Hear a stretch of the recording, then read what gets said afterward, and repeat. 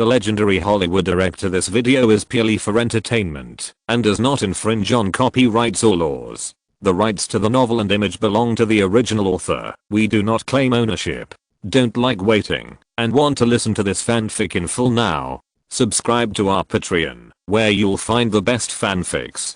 Chapter 826, Aesthetics is problematic. Please subscribe and vote. When Isaac was talking to Lyman, Neil McNichol didn't interrupt much, but was observing carefully. He actually had a complicated attitude towards Lyman. He felt that he was very good and worth betting on, but he was also afraid that the success would make people complacent, and then they would be hit hard and could never recover.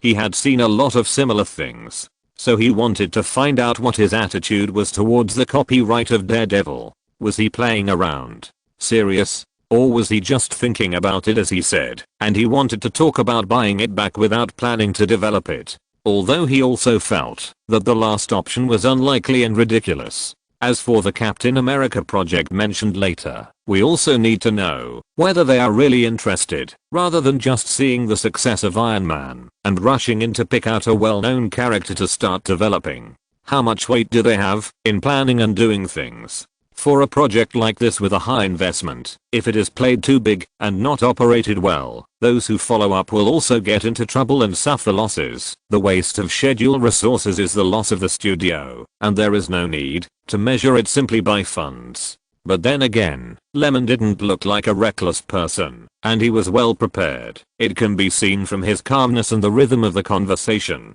that he always controlled. It didn't seem like he was impulsive at all, but instead gave people the feeling of covering up and fooling around, which was really cunning. Isaac thought so too, but he was more moved. He didn't have as many thoughts as McNichol, but he felt that if Captain America could achieve the same results as Iron Man, he would strive for it no matter what, even if it was a little less. The atmosphere suddenly became quiet, but it turned more. Isaac was sweating a little, looking at the calm Lyman, as if he was not the first to speak up for the proposal just now. He could only smile with a bit of enthusiasm and asked, "Hey, Captain America project, what do you think? Let's talk in detail, and feel free to speak up if there is any place for cooperation. Marvel Pictures will invest and shoot. Fox will communicate with the theaters to schedule the film. Blue Butterfly Pictures will be responsible for North American publicity and distribution, and overseas will be up to you. Why bother so much? Fox will be fully responsible for publicity and distribution." Isaac asked tentatively. No, this is a basic cooperation condition. What do you think? Lyman thought to himself, Captain America is a big part of Marvel's gold mine. How could he be given too much room to get involved? At most, he would just give up some overseas revenue as a resource exchange. Isaac was a little stunned, but he didn't have much to do in the face of the increasingly powerful man media. In the final analysis, they are no longer a dispensable little role, and cooperation with Lionsgate and other studios is not impossible. The dominant power is always this, and even if the cooperation fails, they have to maintain the friendship. Moreover, this project can make a profit of hundreds of millions, and if they share it, they will get tens of millions, which is already a lot. If Fox can make this much money for each project, they will be very happy. Well, we have to talk about it. Giving up North American revenue is not something that is unacceptable. Anyway, they already have the strength, right? The key is to establish a relationship first. What are the details? Lyman smiled politely. Priority for a summer or Christmas schedule of no less than 7 weeks, and a sufficient number of screens. This condition is very normal. Isaac nodded to indicate to continue. 15 overseas, 13 offline, priority and sharing. No arrears. Fox only has 3 years of copyright usage rights, not involving peripherals, and in addition, Lyman finally said, it would be great if the copyright of Daredevil could be negotiated in advance. This little thing is a small problem to be dealt with between the two sides, isn't it? The two looked at each other and no longer entangled in Daredevil. Isaac hurriedly asked, if the performance of the first weekend does not meet expectations, generally, the landing point will be estimated in advance based on the investment amount and the scale of distribution. Fox has the right to reduce investment and give priority to recovering costs. In addition, if it is a cooperative promotion, Fox has the right to distribute the sequel. Oh, that's what it should be, Lemon reminded. Then what about the copyright of Daredevil? Can you coordinate it? McNichol decided immediately. Find a time to transfer it. The summer sun slanted very slowly. From morning to afternoon, except for a little time spent eating together, the rest was spent on detailed discussions, and the preliminary agreement on the relevant cooperation was barely reached. For example, what kind of publicity investment should be maintained at what stage, and what kind of resources should be given according to the box office results. These issues need to be confirmed in advance. The recontact with Lemon also made Fox, who was used to taking the initiative, feel passive, but could not resist the temptation of profit. In other words, the capital that Lemon had at the moment did not require him to use a low posture to decorate anything. Everyone's chips were on the table. If it was suitable, they would be paired together, and if it was not suitable, they would not force it. The distribution of benefits also proved this point. At night, Lemon, who returned home, called John, the president of Lionsgate.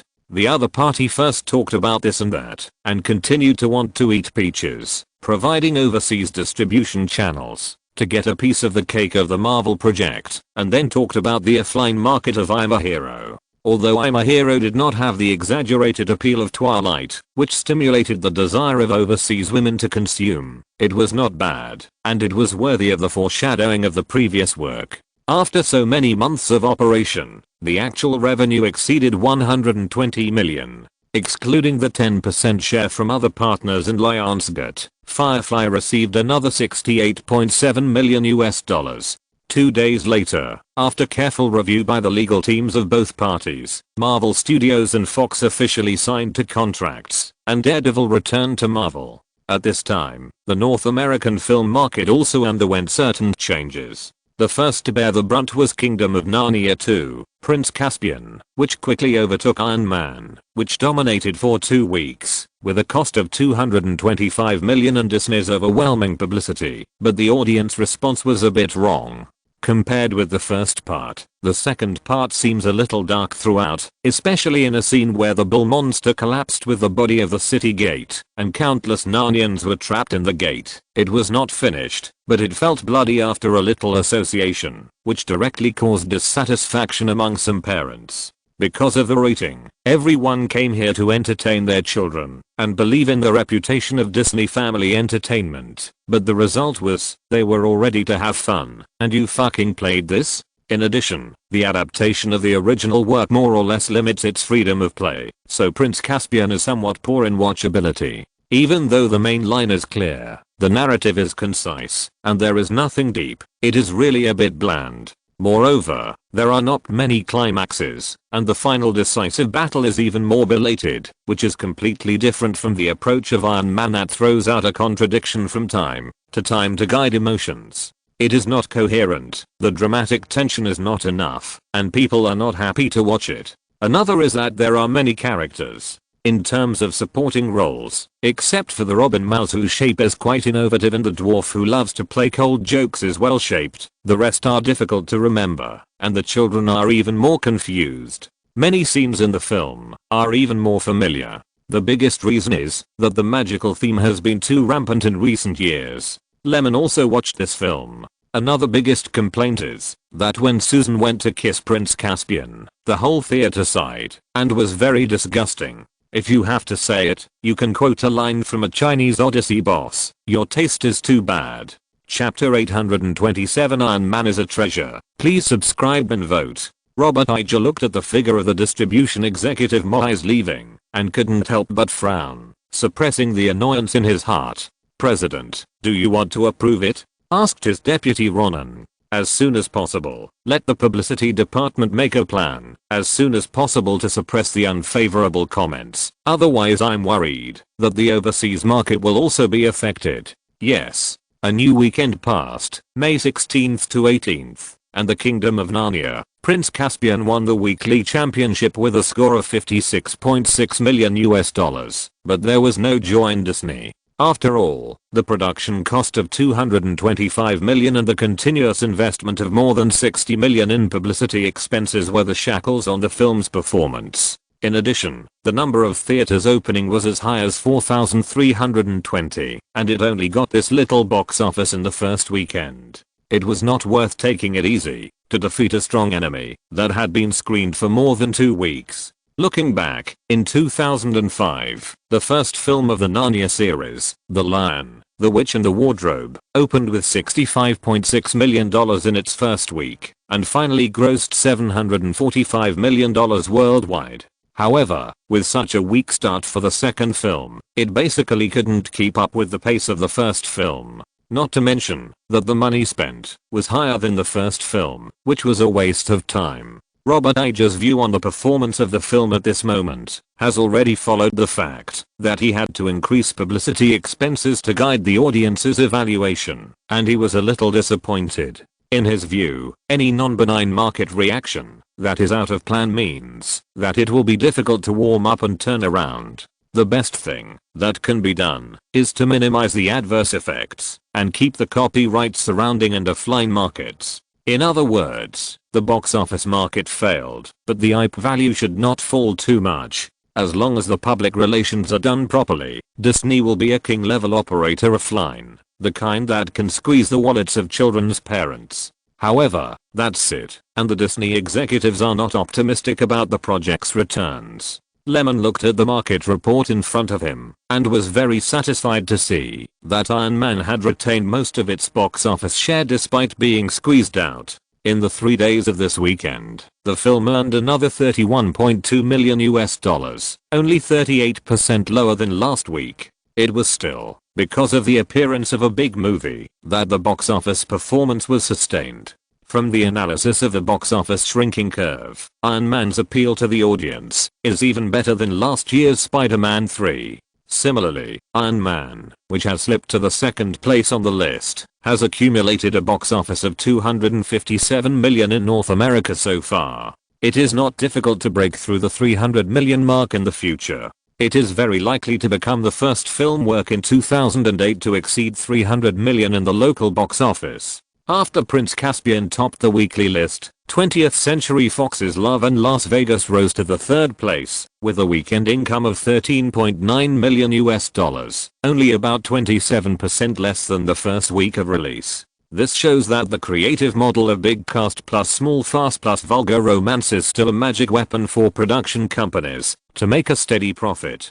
Compared to these, the 2008 summer season finally saw a box office flop, Speed Racer, which ranked 4th with only $7.6 million this weekend, and the cumulative box office on the 5th was only a pitiful $29.8 million, and it was rapidly declining almost every day. If we compare the film's production cost of $120 million and the publicity and promotion costs of more than $40 million, Warner Bros. Studios made another mistake and lost a lot of money. However, when facing the media, Warner's operating officers still refused to admit defeat and was stubborn to the end, believing that it was all the brothers Larry and Andy Wachowski who betrayed their trust and messed up the project. But this led to complaints from the Wachowskis, saying that the production team sent by Warner repeatedly interfered with the creation and interfered with their shooting ideas. In short, it was a blame-sharing meeting, and no one wanted to take responsibility. As a genius director who once made the Matrix series, he lost most of the audience's reputation with a single slide.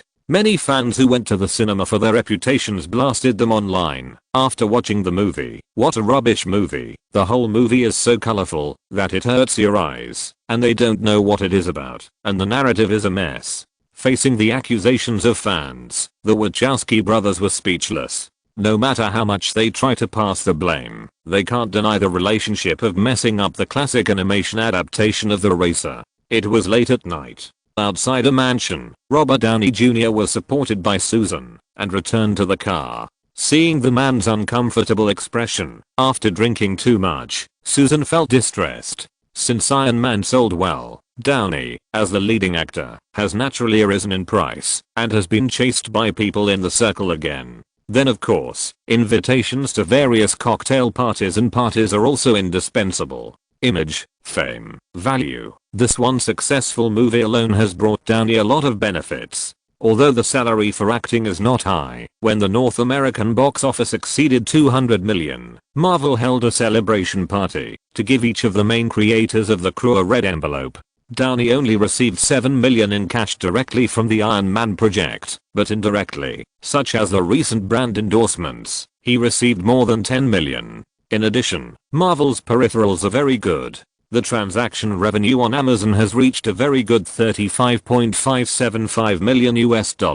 On average, Marvel's various figures, models and Iron Man comics can create a value of $14.23 million per week. In other words, even if the overall revenue trend is declining with the increase in screening time, by the time the movie is released, it can almost reach more than $85 million US. And this is just the e-commerce platform. Store channels such as Hasbro and Hot Toys have also benefited greatly. As of May 16th, Iron Man sold 294,000 sets of affordable action figures, with a profit of more than $52.6 million, accounting for 72%. 97,900 sets of mid-range action figures, with a profit of $27.314 million, accounting for 24%, and 16,300 sets of high-end boutiques, with a profit of $14.096 million, accounting for 0.04%. The project generated revenue of $129.58 million yuan from image derivatives in 3 weeks. In addition, in the authorized brand derivative market, if the image element of the leading actor are used, the actor can enjoy a share. For example, Marvel Entertainment cooperated with Abercrombie & Fitch, one of the largest affordable casual clothing brands in the United States, to launch clothes printed with the image of Iron Man and clothes printed with the blurred outline of Robert Downey Jr.'s face. In just a few days, 17,000 pieces were sold. Among the 6,000 pieces sold by the latter, the average selling price of the clothes was $75 US, and the revenue was $450,000 US. AF took the lion's share, including publicity, including the distribution channel, which took 94% of the profit of $432,000 US. Of the remaining $18,000 US, the production company took 40% and Downey took 60%, which is $10,800 US. In other words, for every $450,000 US of revenue generated by the licensed products using his image, he can get about $10,000 US, which is definitely a good source of profit, because it is a long-term investment. This is also why Downey, in his previous life, only relied on the role of Tony Stark to be selected as the top 10 most expensive male actors in North America for many years, and later directly ranked first. You should know that the fastest time for Iron Man to be released is 2 years. In the meantime, Downey would not lack money for publicity, TV shows or endorsement for brands. Even if he wanted to be more low-key later and not often appear in front of the media and the public, he is still one of the most profitable male stars in Hollywood. At this time, he certainly could not have imagined that he would earn hundreds of millions of dollars a year in the future. The image bonus of earning tens of thousands of dollars a week made the couple very happy. After all, this was an additional profit from acting in a movie, and he only paid for his face. There are many data on Iron Man's peripheral revenue that cannot be found. I wrote it by analogy plus speculation. For example, Frozen 1 brought Disney more than $5 billion US in peripheral revenue, of which 3 million skirts of the same style of Elsa's sisters were sold in North America. For example, in the first weekend of the release of Captain America 3, the revenue of peripheral products reached $200 million US, setting a new revenue record for Marvel. The revenue of peripheral products of Star Wars has accumulated more than $30 billion US, becoming the most profitable project in a single series, of which The Force Awakens generated $700 million in revenue from peripheral toys in the first quarter. I used these data to deduce, and then tried to lower the expectation, because at this time the protagonist's channel is definitely not as powerful as Disney. P.S. That's it. If anyone has more detailed information, please tell me. Chapter 828 Thoughts and Feelings, Subscriptions, Votes. Competition for schedules is like this, some are happy and some are sad. But for Lyman, the matter of Iron Man has been put aside for the time being, and he still has to be busy with the post-production of District 9. Oh, the two projects in the field of Marvel TV also need to be taken care of. Another day. The company's established screenwriter team added some staff, and then Lemon and Kevin Feige arrived. The two of them came to determine the direction of the adaptation. Although the copyright of Daredevil has been recovered, how to structure it, whether to learn from the movie, or to reshape it, these are all problems. Okay, let's get started. Lemon waved his hand and asked his assistant to close the door. Let's talk about Howling Squadron first. Have you read the comics? Yes. Yes. The tools nodded one after another. After receiving the screenwriter task, who doesn't make some preparations? Collecting background information is a good habit for adaptation. Whatever you think, tell me. The theme of the series is action and war. Putting aside the big background, the setting gives me the feeling of a special forces team recruited from all over the place, mainly performing tasks such as intelligence gathering and sabotage behind enemy lines. It is different from the path of Band of Brothers. There are fewer characters and more concentrated scenes, and the description of the war is not comprehensive. Lemon nodded and looked at him with the eyes of a talent. What's your name? Boss, my name is Dometry Cross. Toolman number 1 hid the joy of being named and tried to remain calm. He joined Man Media at the end of last year as part of the company's expansion. Normally, he only has a basic salary. During the creative period, his salary is calculated according to the completion of the series and the level of the script. If the ratings of the series are good, he will also get a bonus. More than half a year has passed. He has written the script for the second season of Stranger Things. His income is not high or low, but he has the ability. When the company was about to release a new drama, his boss Rooney just immediately threw him in to take charge. Then let's decide on the lead writer for the Roaring Squadron first. Klaus, you lead this project. My idea is that the theme of the drama must be an action-oriented war drama. You can look at more spy type or other gunfight dramas for inspiration. Klaus listened carefully under the envy of the other tools. As for the characters, the setting of the comics is very good, and I hope to keep it. 8 main characters, the number can be changed, and it can be simplified. It is easier to shape them 3-dimensionally. What I value is the setting of skin color. People from all over the world, all races, very clever. For Captain Nick Fury, the main image is portrayed according to the image of Samuel Jackson. In this way, we can reasonably divide the work, and each team member must have characteristics and be shaped differently. Lemon was surprised that his imagination was good. He mentioned a few ideas and could keep up. Klaus, please tell me in detail. Lemon encouraged. I think the captain needs to have a strong sense of the overall situation and be able to make temporary decisions. There can also be people who are good at blasting, good at tracking and counter-tracking, strong reconnaissance capabilities, good at hot weapons, snipers, good at close combat, and powerful with cold weapons. There can also be a communications soldier, a cryptography genius who can decipher intercepted telegrams. In this way, we will have a more comprehensive configuration of a team behind enemy lines. Okay, I'll just mention one thing. The Asian character in the role will be portrayed as the king of close combat and cold weapons. You can decide for yourself as to the rest. Is there a limit on the length of the script?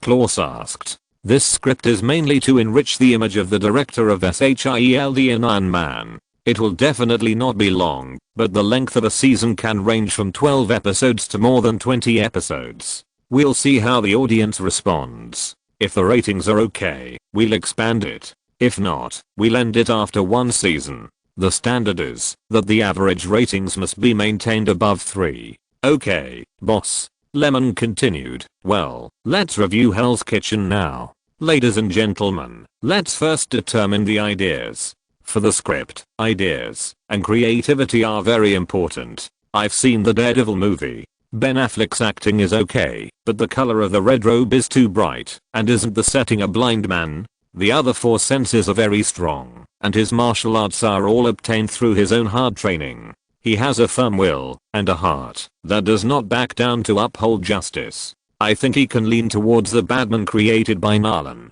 Both have similar temperaments and are determined to become the destroyer of regional darkness. But Daredevil was criticized by the audience for being too weak and not like a superhero at all. Shouldn't the martial arts setting be strengthened? Some people express different opinions. A man who uses the law to protect the weak during the day and uses his fists to enforce justice at night. I think the character itself is quite dramatic, but what is lacking is to dig deeper and make the audience feel involved. Whether it is a movie or a comic, the villain is Kingpin. I think there can be more space for him and make him more exciting. This can also contrast Daredevil and make the story more vivid. For example, although he is the biggest gang leader in Hell's Kitchen, he has formulated a set of underground rules and will take the initiative to deal with violators. Do you know the largest drug trafficking organization in Mexico? Those people will manage the slums for the government, similar to the feeling of the Dark King. I want to express this point of view. There are main lines and conflicts, but will the audience be satisfied? No, on the contrary. Today's audience is like non-mainstream villains. That is, the kind of villains who do evil for the sake of evil. In the past, the single type and cliched contradiction setting of simply establishing a villain to be defeated by the protagonist is outdated. I think this approach is good, so I will give Kingpin more room for performance. Lemon agreed. What's your name? The talkative toolman number 2 was also a little excited. He seized the opportunity and said, "Boss, my name is Ferris Choate. Well, you will be the main writer of Hell's Kitchen. I hope both of them can be launched this year. Is there a problem?" "No." Kevin Feige on the side twitched his mouth and resisted the urge to speak. "This idea seems to be quite interesting. Kingpin? A villain with a boss level and temperament?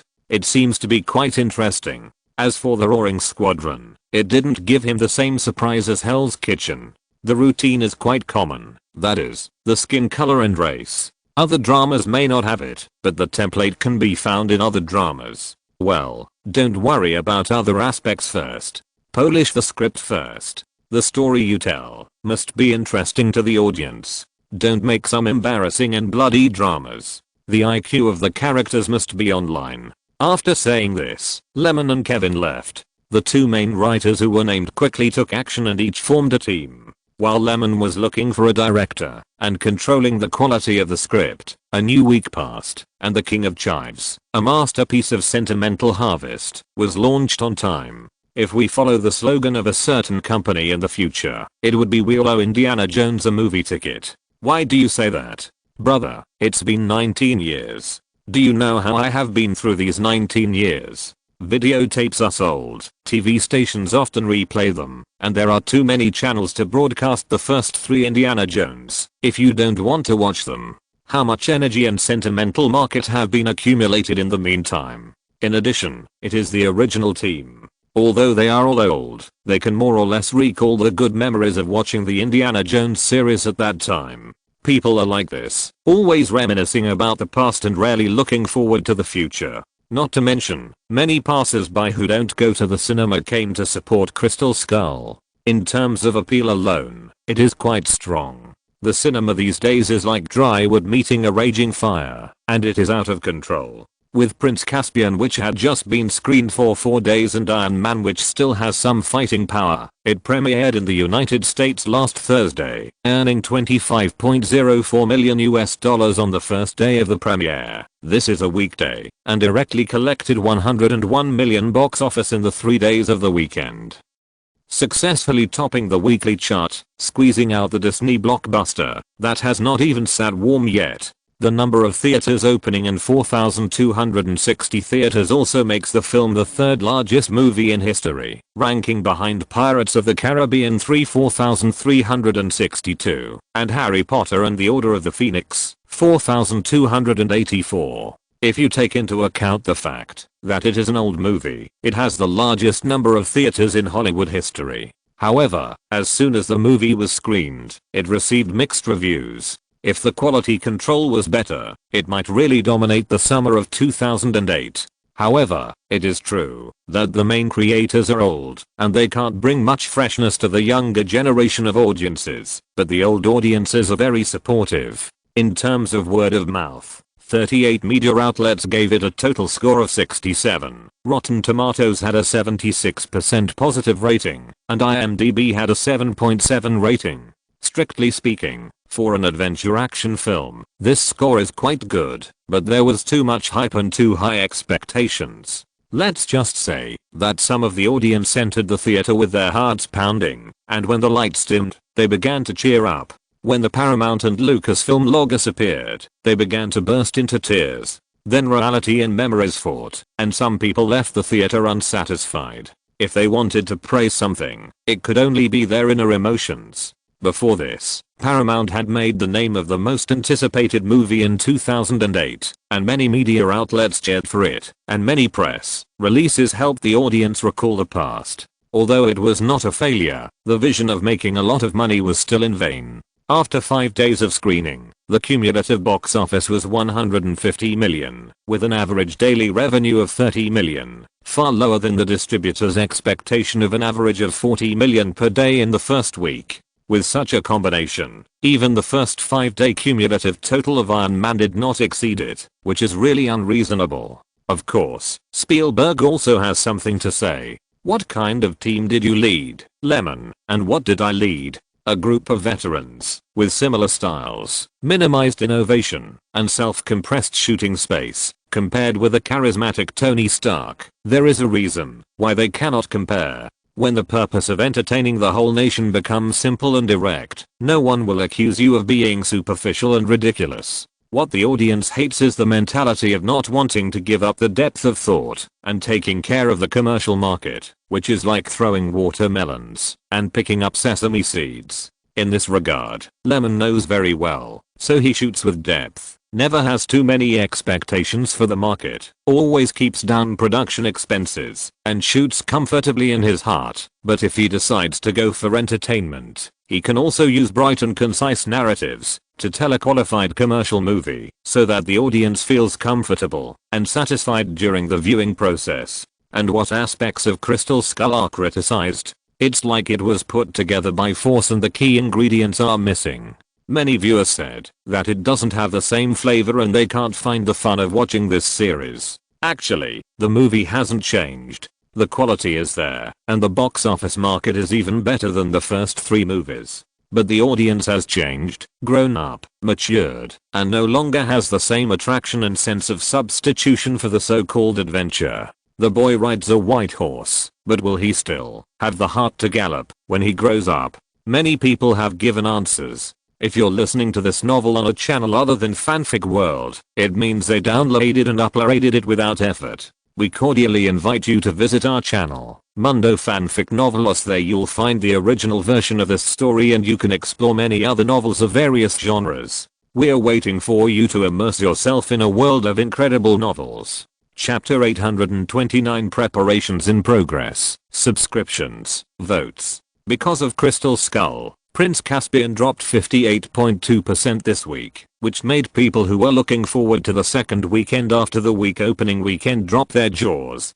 You know, with 23 million in the second weekend, the total score of Prince Caspian in North America is only 91 million, which is not even close to the 100 million yuan threshold, which is really not right for a first-line sequel. Is it because of Indiana Jones 4 that dragged it down? No, because last weekend was the Memorial Day holiday in the United States, and the audience base was larger. It stands to reason that a harmonious win-win situation is the norm, because the second place this weekend has earned more than 40 million for 5 consecutive years. In other words, such a drop is not a problem of too fierce competition, but only because the movie itself is not accepted by the audience. Disney forced a smile.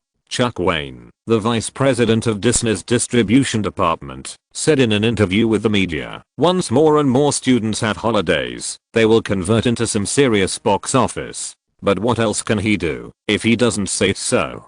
Disney has held many meetings regarding the unsatisfactory performance of Prince Caspian, and even proposed to put the Narnia series on ice and wait for the right time to start again.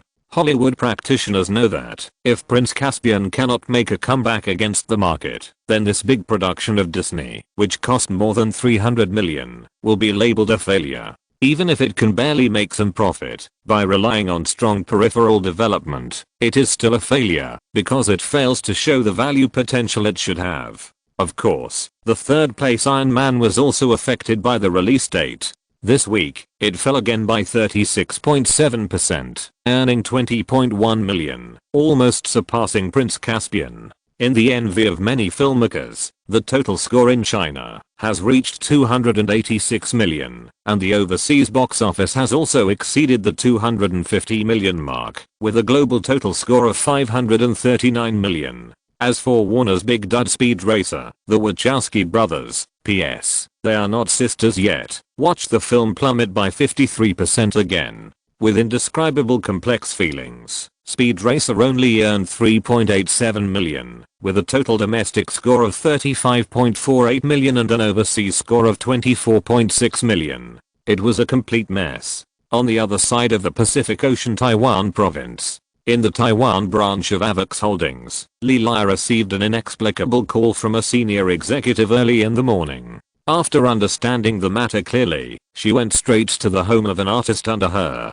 The Roaring Squadron needs an actor with an oriental face. And if Chinese male stars want to make a living in Hollywood, the innate condition is to be able to fight. Not to be good at fighting, but to be able to take the route of action movie stars. In other words, the only Chinese language film types that the American people can accept have always been kung fu films that sell well at the box office. From Bruce Lee, Jackie Chan, Jet Li, etc., almost all of them became famous in Hollywood by fighting, and they were often excluded by the circle. This is a cultural regional closure. If you can't resist, you can only adapt. But because it was a TV series, the salary was too high to afford it. After thinking about it, Lemon thought of an actor who became famous for Tang Yu Xiaobao, Peng Yuan. What's more suitable is that this person has lived abroad for a long time and has no problem communicating in English and will not say that he can't adapt to the pace of Hollywood. The audition invitation was sent and a response was received soon.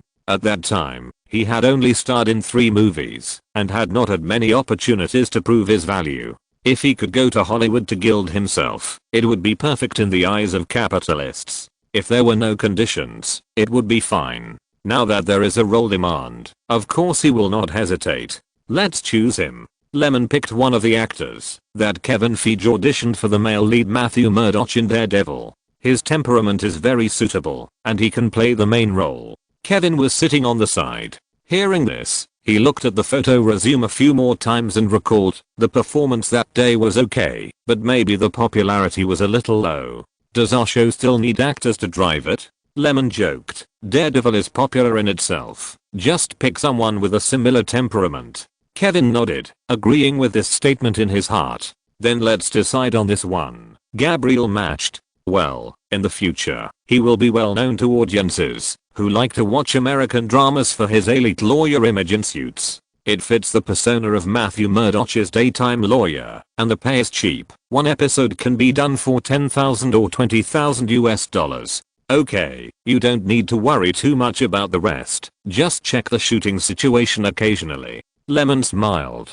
The preparations for both dramas were very fast. The scripts are still being written, and the actors and directors are almost all decided. As for Warning Squadron, the director will be David Nutter, who has directed 21 Jump Street, The Mentalist, and will be one of the executive directors of the Pacific in the future. He will receive a salary of $5 million plus ratings incentives. Nick Fury, Peng Yuan and other third-tier movie stars will serve as the main actors, and the investment budget is about $40 million. As for Daredevil, the director is Jess Vaughn, who was also invited and whose shooting style was recognized after screening. He has directed Criminal Minds and Sex and the City and knows how to shape the Hell's Kitchen community where crime breeds. In fact, the quality of Daredevil produced by Netflix under Marvel's authorization was quite good, but the two parties later had a conflict over profit distribution, which caused fans to petition every day not to cut the show. Oh, by the way, how is Universal?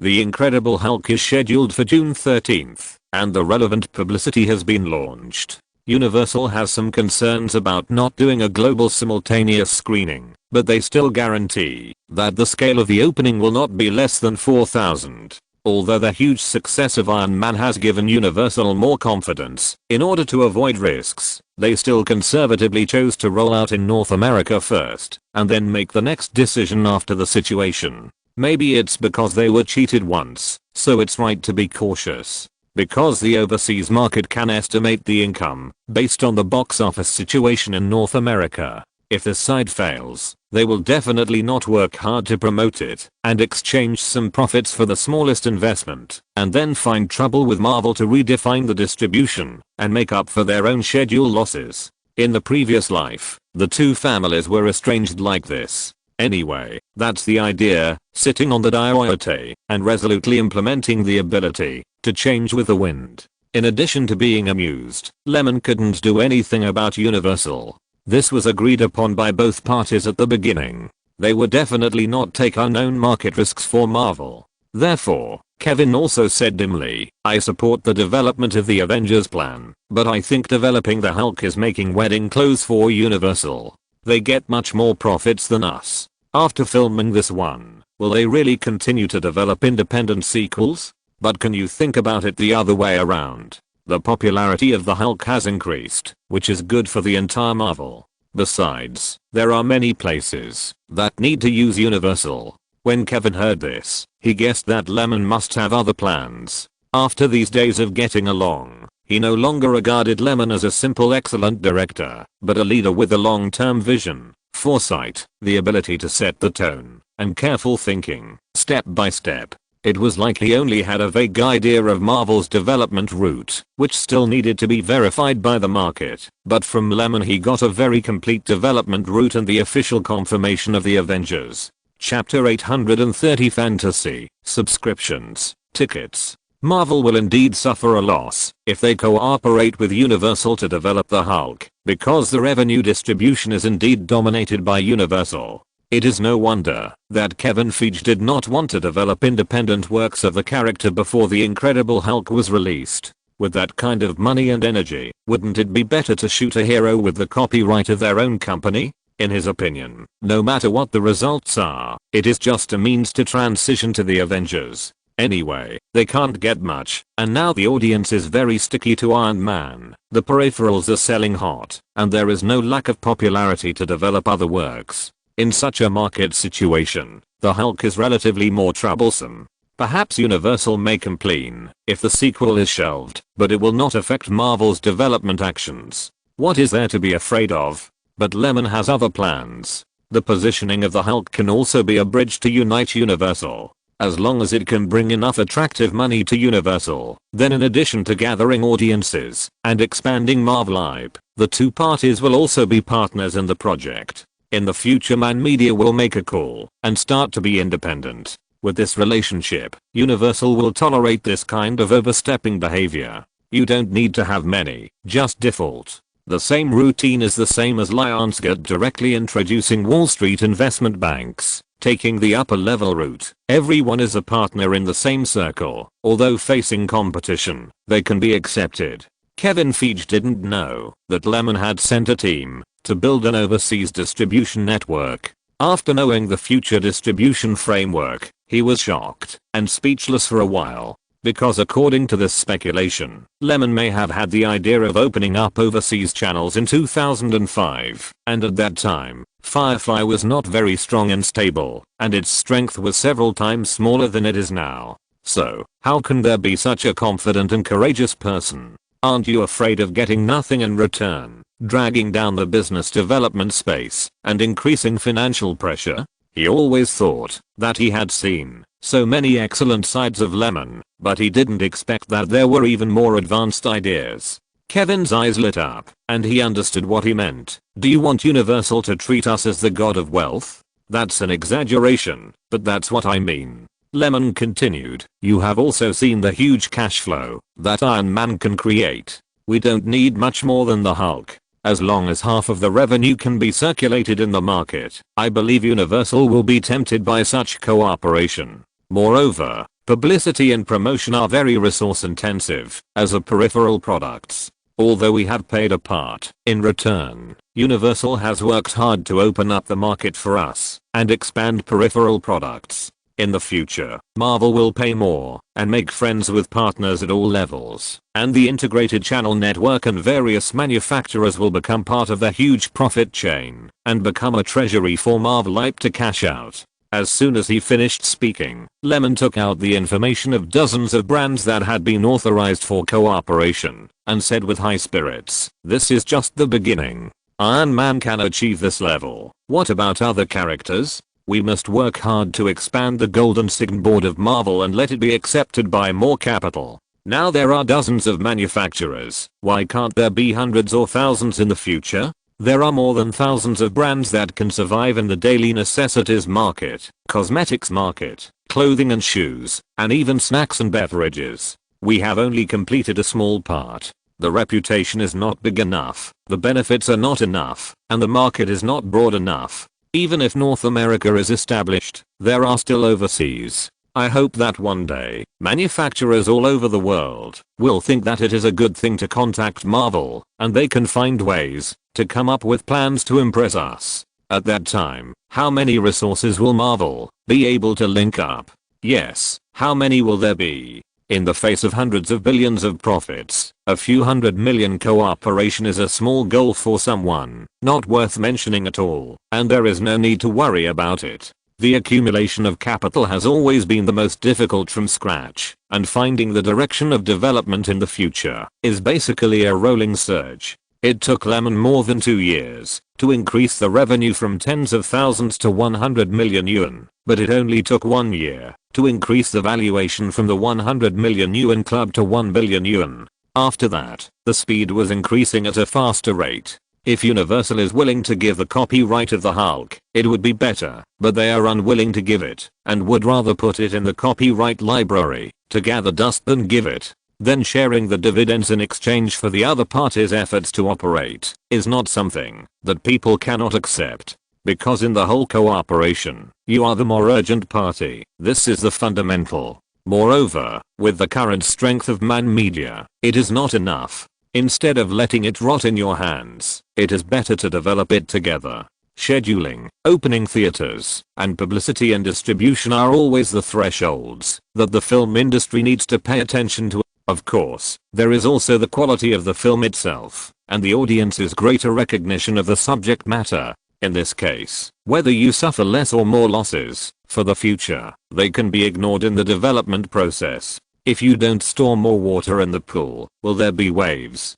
To put it more simply, in the next few years, it will be more beneficial than harmful and more rewarding to be more closely connected with the 5 major companies. Kevin Feige went through it carefully, and after careful consideration, he stood up and said, "Boss, I'm going to Universal right now to keep in touch and confirm the theater situation for The Incredible Hulk." Lemon smiled in his heart. Peng Yuan felt that his experience in the past few days was a bit dreamy. He acted in a play some time ago, and as usual, he rested at home and went to the gym to exercise. Then his agent sister Lai told him that he had to go to Los Angeles because a production studio had taken a fancy to him and asked him to audition.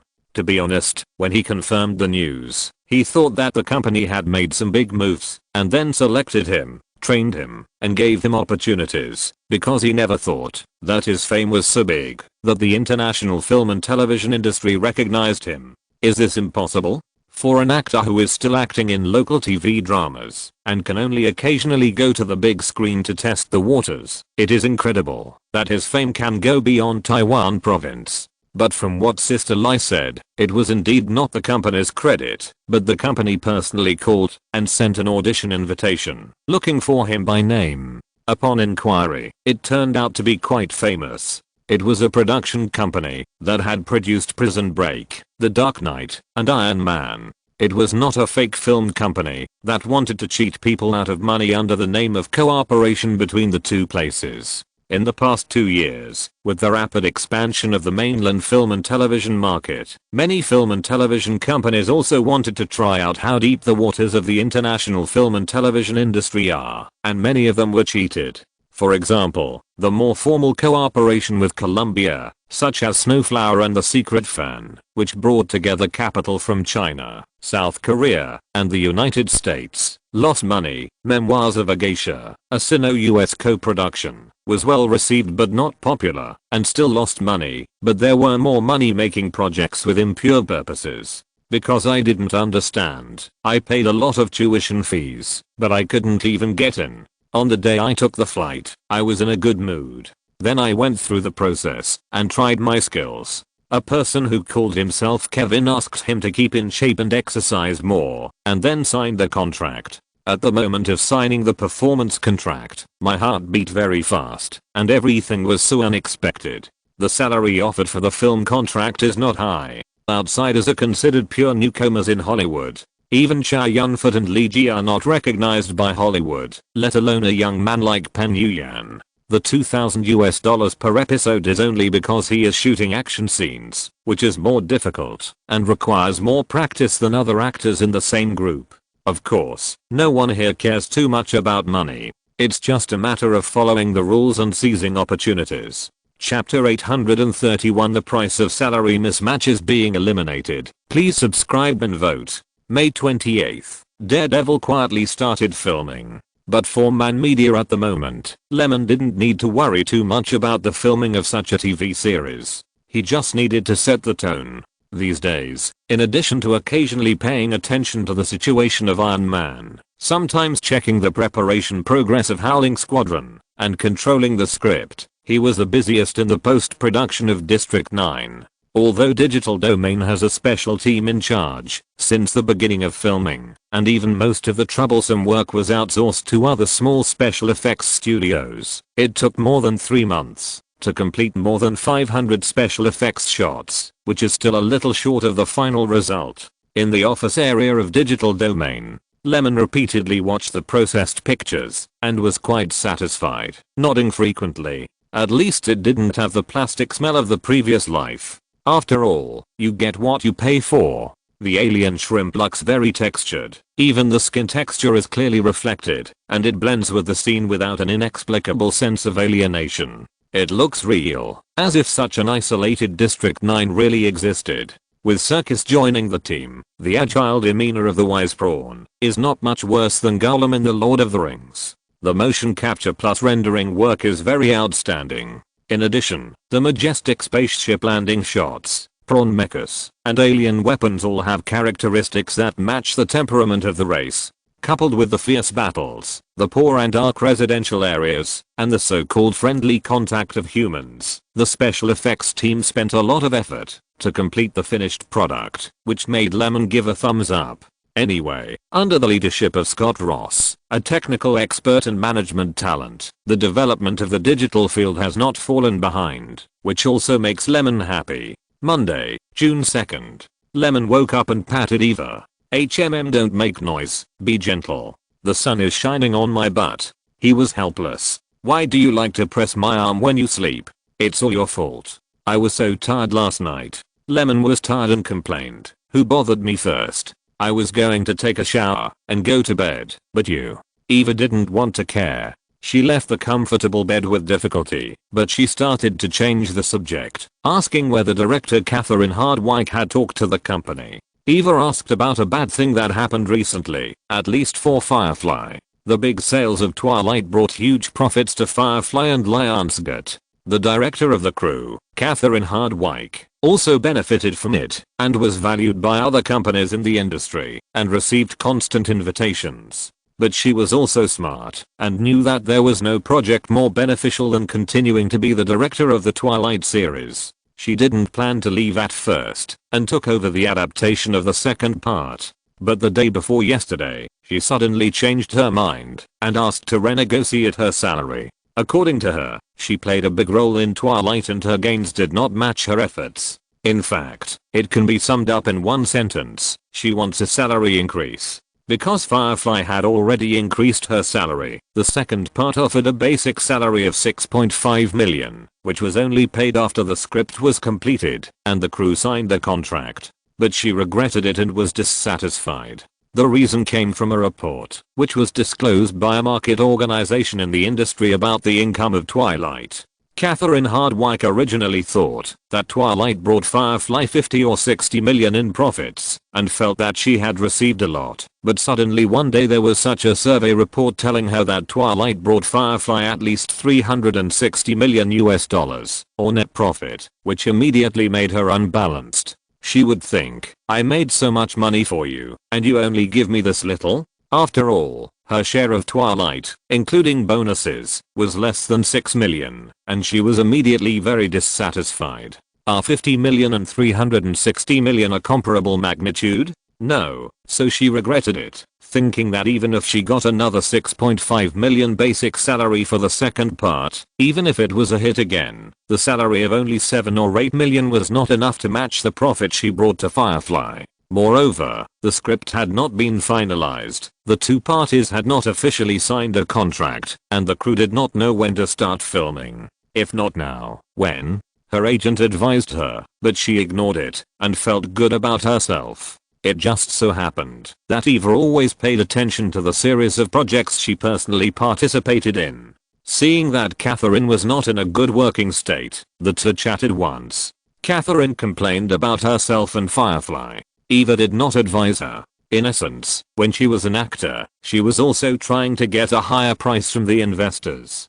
She understood in her heart, so she deliberately avoided it. When it comes to this, Lyman did not hide how Firefly was handled. The talks broke down, and the director may be replaced. I think Catherine Hardwicke's shooting style is quite suitable. Yes, it is suitable, but Hollywood has no shortage of directors, let alone directors who are not appreciated for their talents.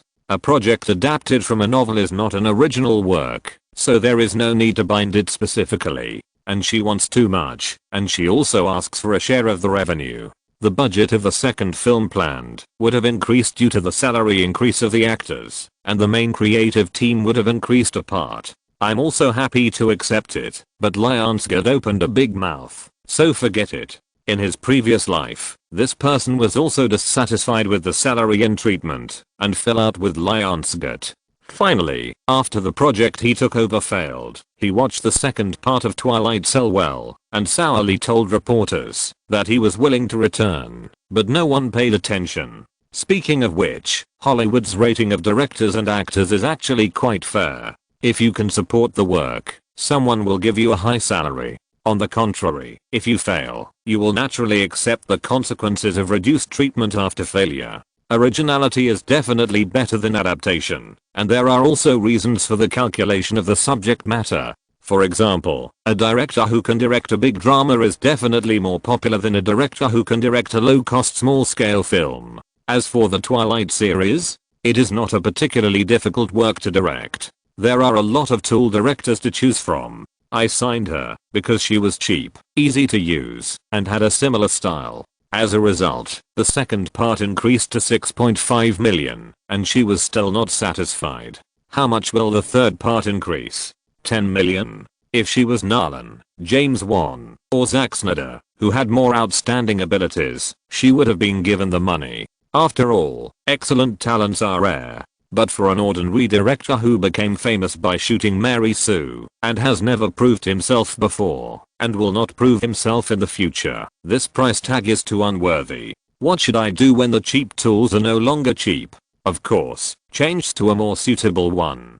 Don't worry, this series will not be bad. I will look for another one when the time comes. Eva nodded and said nothing more. As for the production industry, she is just a newcomer, and she has a lot to learn. In the future, she will understand that cost control is the most important means for every qualified producer. There is no hesitation or mercy, only the right and the most suitable. But for the latter, forget about the Twilight series. After a simple breakfast, Lyman went to the company, and went straight to Joseph's office. As June approaches, Blue Butterfly Pictures has been laying the groundwork for the promotion of The Incredible Hulk according to the plan. The biggest gimmick to the outside world is naturally the Marvel brand. After all, Iron Man is still hanging in the box office market at this time.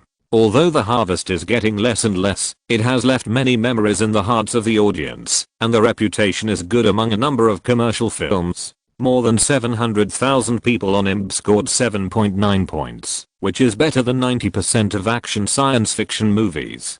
Going further, it can even be considered an excellent work with a relatively deep level, above 8 points. Chapter 832 Public Opinion, Subscriptions, and Votes Requested. After The Incredible Hulk entered the hype phase, the main creators, trailers, and other details of the film began to be revealed, which naturally sparked a lot of discussion online. Many viewers who have only watched Iron Man and are not aware of the failure of the Hulk are mostly looking forward to it. After all, they are all different heroes under Marvel, and looking at the wonderful battle scenes in the trailer, it seems not bad, but Marvel fans and viewers who have been fooled once are not so easy to talk to. The first Hulk was so embarrassing, why continue to shoot it? There are so many heroes, why continue to shoot it? Marvel has expanded, the Hulk is not good at all. Are they trying to learn from Warner? But the problem is that the director is not Nolan. He looks pretty cool in the trailer. Maybe the essence of the whole film is in the trailer. I can't muster any interest anyway. What's the point of Bruce Banner being filmed as a violent maniac? I admit that Lyman is good at making movies, but he is not suitable for superheroes. It's not refreshing to watch. Boss, the audience polls for The Incredible Hulk are not very good. Lyman mentioned worriedly in the office. I know. Let's wait until the movie is released. Lemon put down the market report of Iron Man in his hand for the new week, and was quite calm. When Batman was rebooted, there were doubts all the time. It wasn't until the first movie was well known that the second movie ushered in an explosion. The more they scold, the more they care. They are just afraid that we will mess up again. In the Marvel Comics popularity list, the Hulk is always in the top 5, and there are many fans who care about him. This is like the failure of a popular novel adaptation. Everyone is angry and ridiculed that it would be better not to shoot it, but ruined the original work. The mentality is similar. If you want to bring these people into the theater, it is obviously useless to rely on publicity. The quality of the movie must be proved.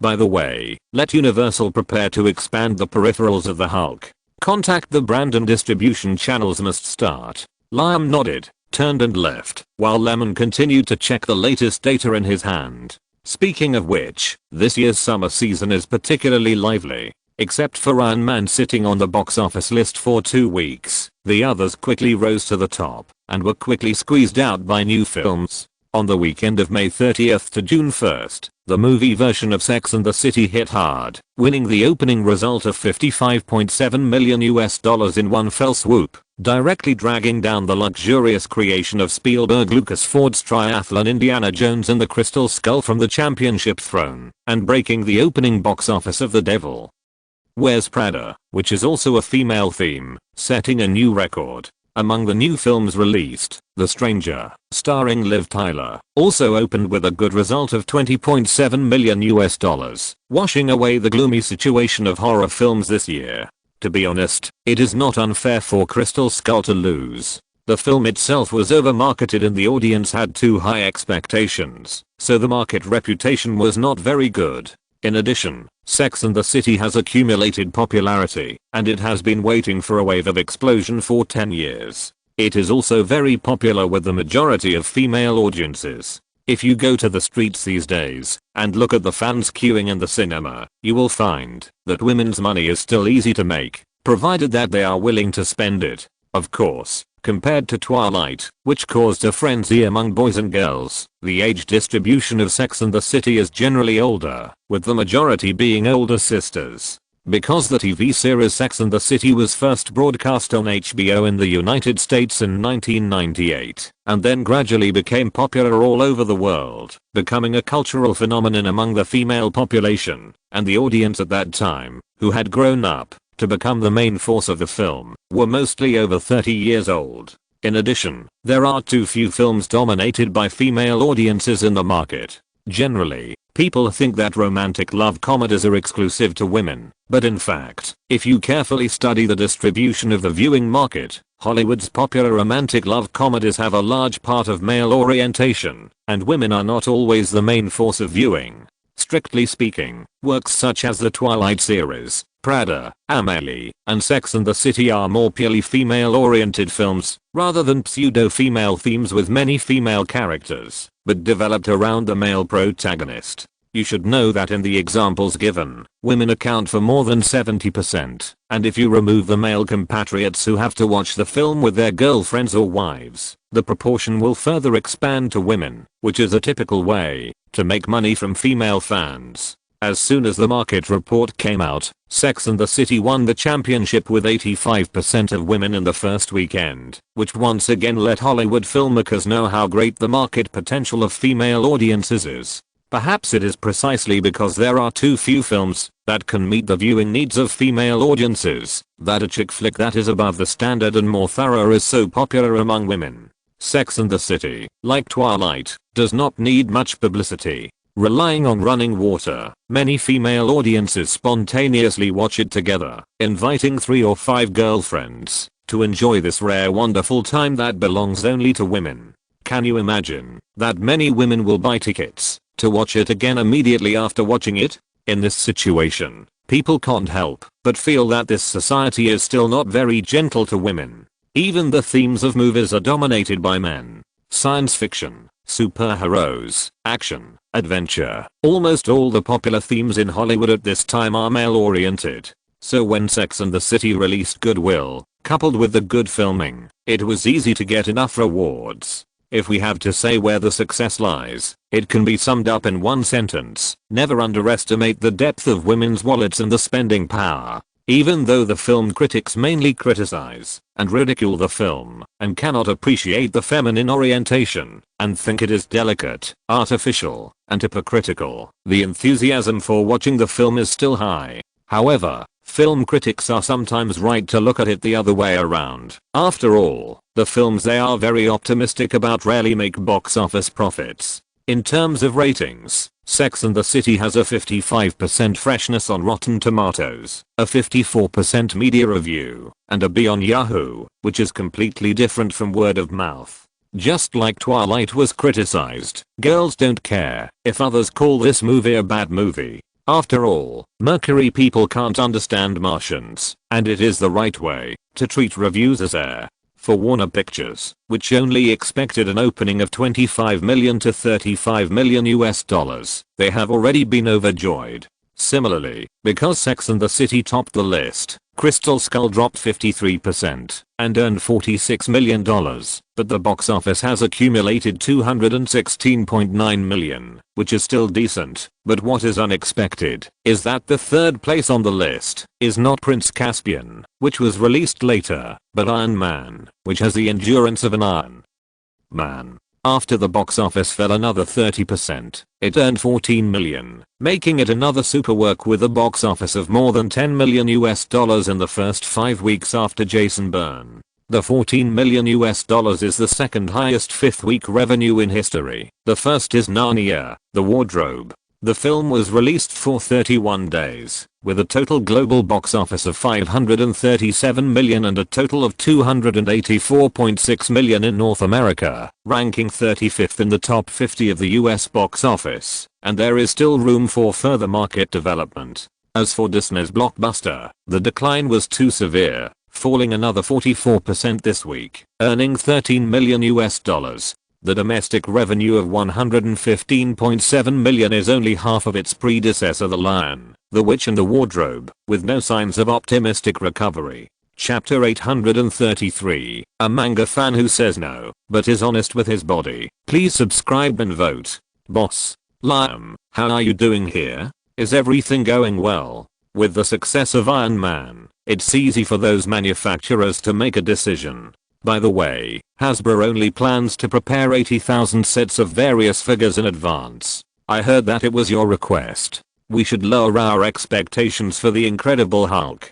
There are still risks. Blue Butterfly Pictures. Lemon and Lime were chatting about the Hulk peripheral market in the office. In fact, he knew very well that it would be difficult for the Incredible Hulk to perform as well as Iron Man, whether in terms of box office or peripheral channels. So investing too much money would undoubtedly increase the pressure on Marvel Entertainment and become a burden. Yes, I think Universal thinks the same way. They were more cautious when signing image authorizations with retailers, but they still brought in more than 50 retailers, which relieved our staff pressure a lot. Although it's better not to. Of course they have to work hard, and they will definitely be active. They may be waiting for the market results that the film can bring. In Hollywood, in addition to effective copyright protection, there is no need to worry too much about infringement. Retailers and manufacturers of all sizes have rich experience and needs in cooperating with film studios. Generally speaking, the purpose of a group of people is relatively consistent, which is to squeeze the wallets of movie fans as much as possible. Therefore, as long as the cooperation can bring benefits, the most needed thing for the derivatives market to sink is not to use time and energy to promote it like the distribution channels, but to attract capital with visible Franklin. For example, if you make a horror movie or a plasma film, the derivatives will not be able to grow because it will conflict with the brand image of many manufacturers. But if there is no problem in this regard, it will be easy to deal with. After talking about the preparations of both parties, Lyman began to report the situation of the theaters, such as the scheduling share, the specific screening time period and the truly confirmed opening screen. Because of the excessive excitement in the summer of 2008, even a special effects masterpiece like The Incredible Hulk with an investment of $180 million and only 132% of the screening share in 4,082 theaters. Even so, it was because Iron Man was too outstanding and Universal and theater chains felt that it could hold up. For this reason, I don't know how many other films in the same period have had their screening scales reduced. Although it is normal to make room for new films, it also requires careful consideration of interests. If there are not such high expectations, it is likely to become cannon fodder in the schedule. If the screening is too low, you can only look forward to a dream and hope for subsequent screenings. The North American film market in June is still experiencing the bombardment of several blockbusters, and the market enthusiasm is high. For example, the DreamWorks animation masterpiece Kung Fu Panda premiered on June 6th, squeezed out Sex and the City, and became the weekly champion. This work with Oriental element was unexpectedly recognized by the audience, earning $60.23 million in 3 days, and the transition was after the second week. The box office situation is very strong, only slipping by 34%.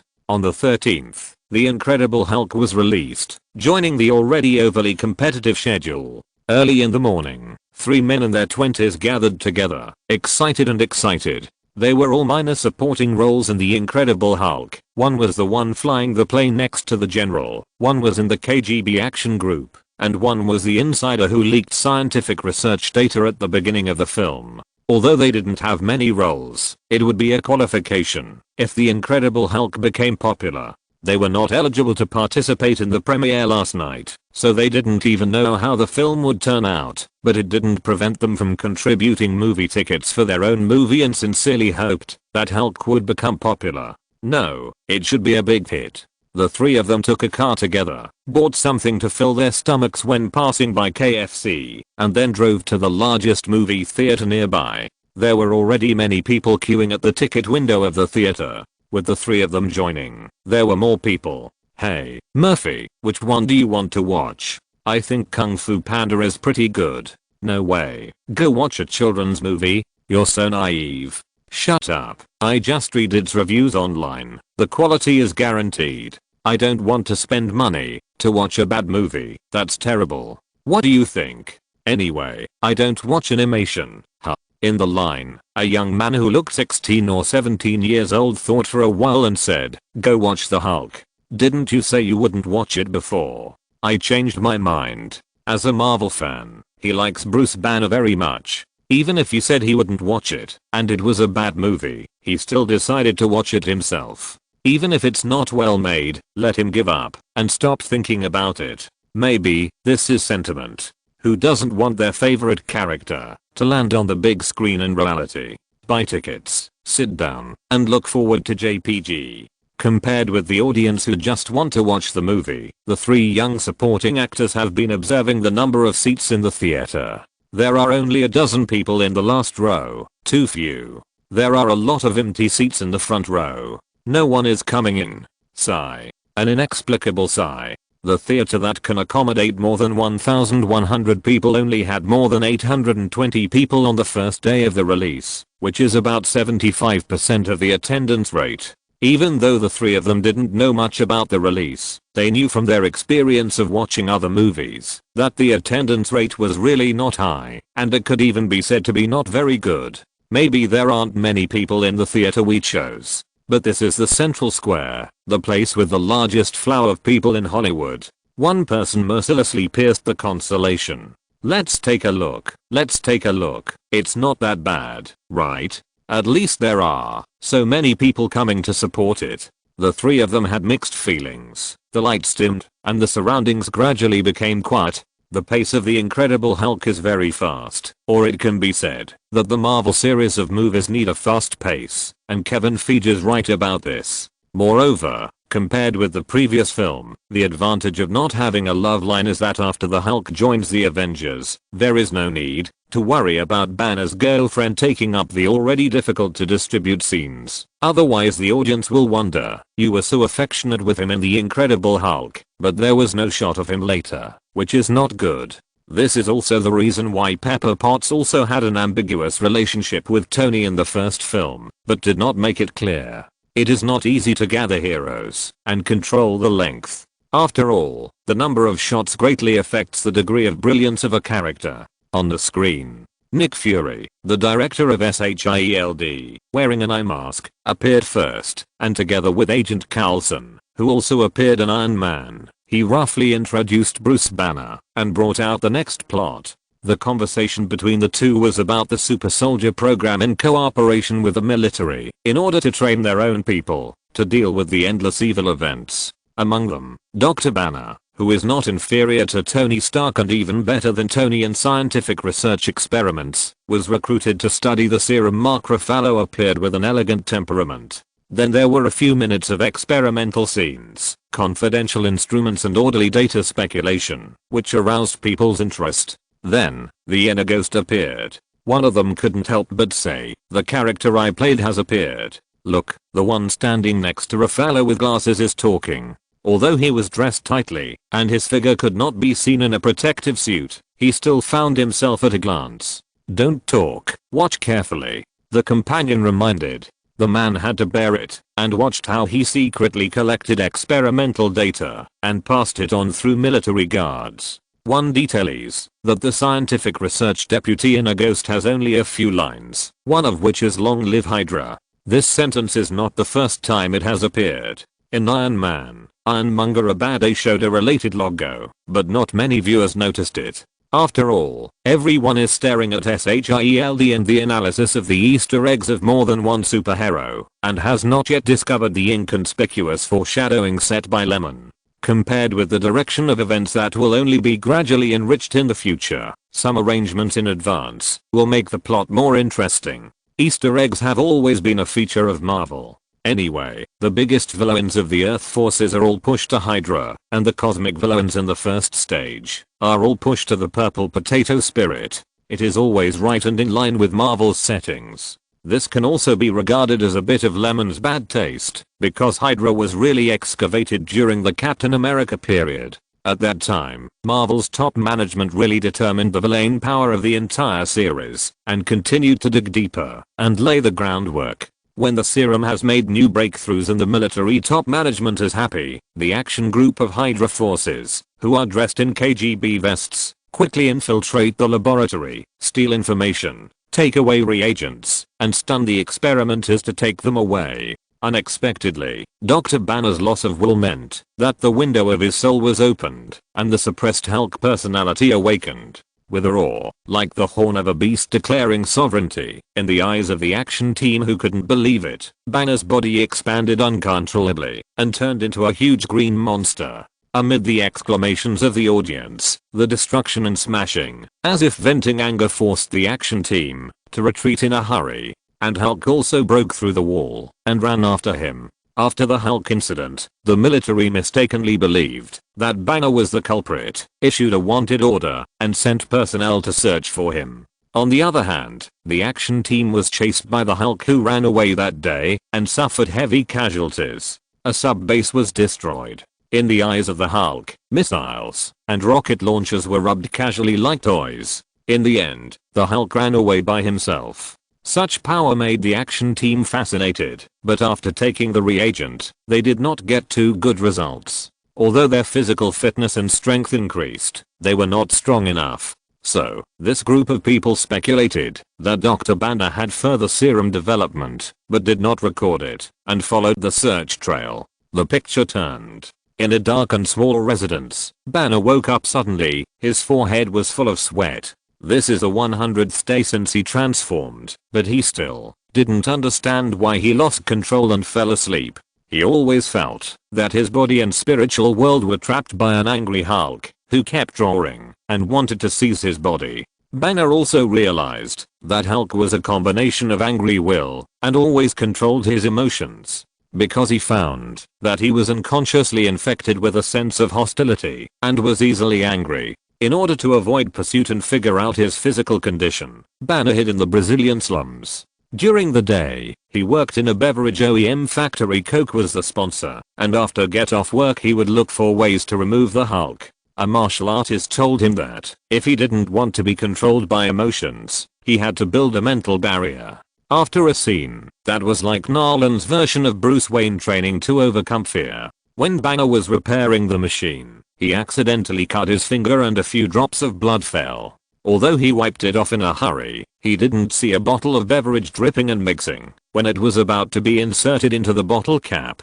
And this bottle of beverage happened to be shipped to the United States after being boxed. At night, Banner looked at the photo of Betty and him and continued to suppress the Hulk personality. But the military and the action team still didn't give up the search. One day, an old man passed by a convenience store and bought a bottle of soda. He felt very strong after drinking it. When he was about to admire it, he fell to the ground and burped, and his body changed. In the theater, those who knew the inside story smiled knowingly when watching this section. This old man was none other than Stan Lee, who produced the most Marvel comics and was extremely popular and loved by comic fans. After playing the role of the old playboy in Iron Man, he played an unlucky guy who accidentally drank Hulk's blood in The Invincible Hulk. The unlucky guy died in a hurry, but attracted the attention of the military. Because of the strangeness of the incident, after careful testing, it was discovered that a powerful and brutal genetic force destroyed the old man's body cells, which made the military suspect that Banner was related.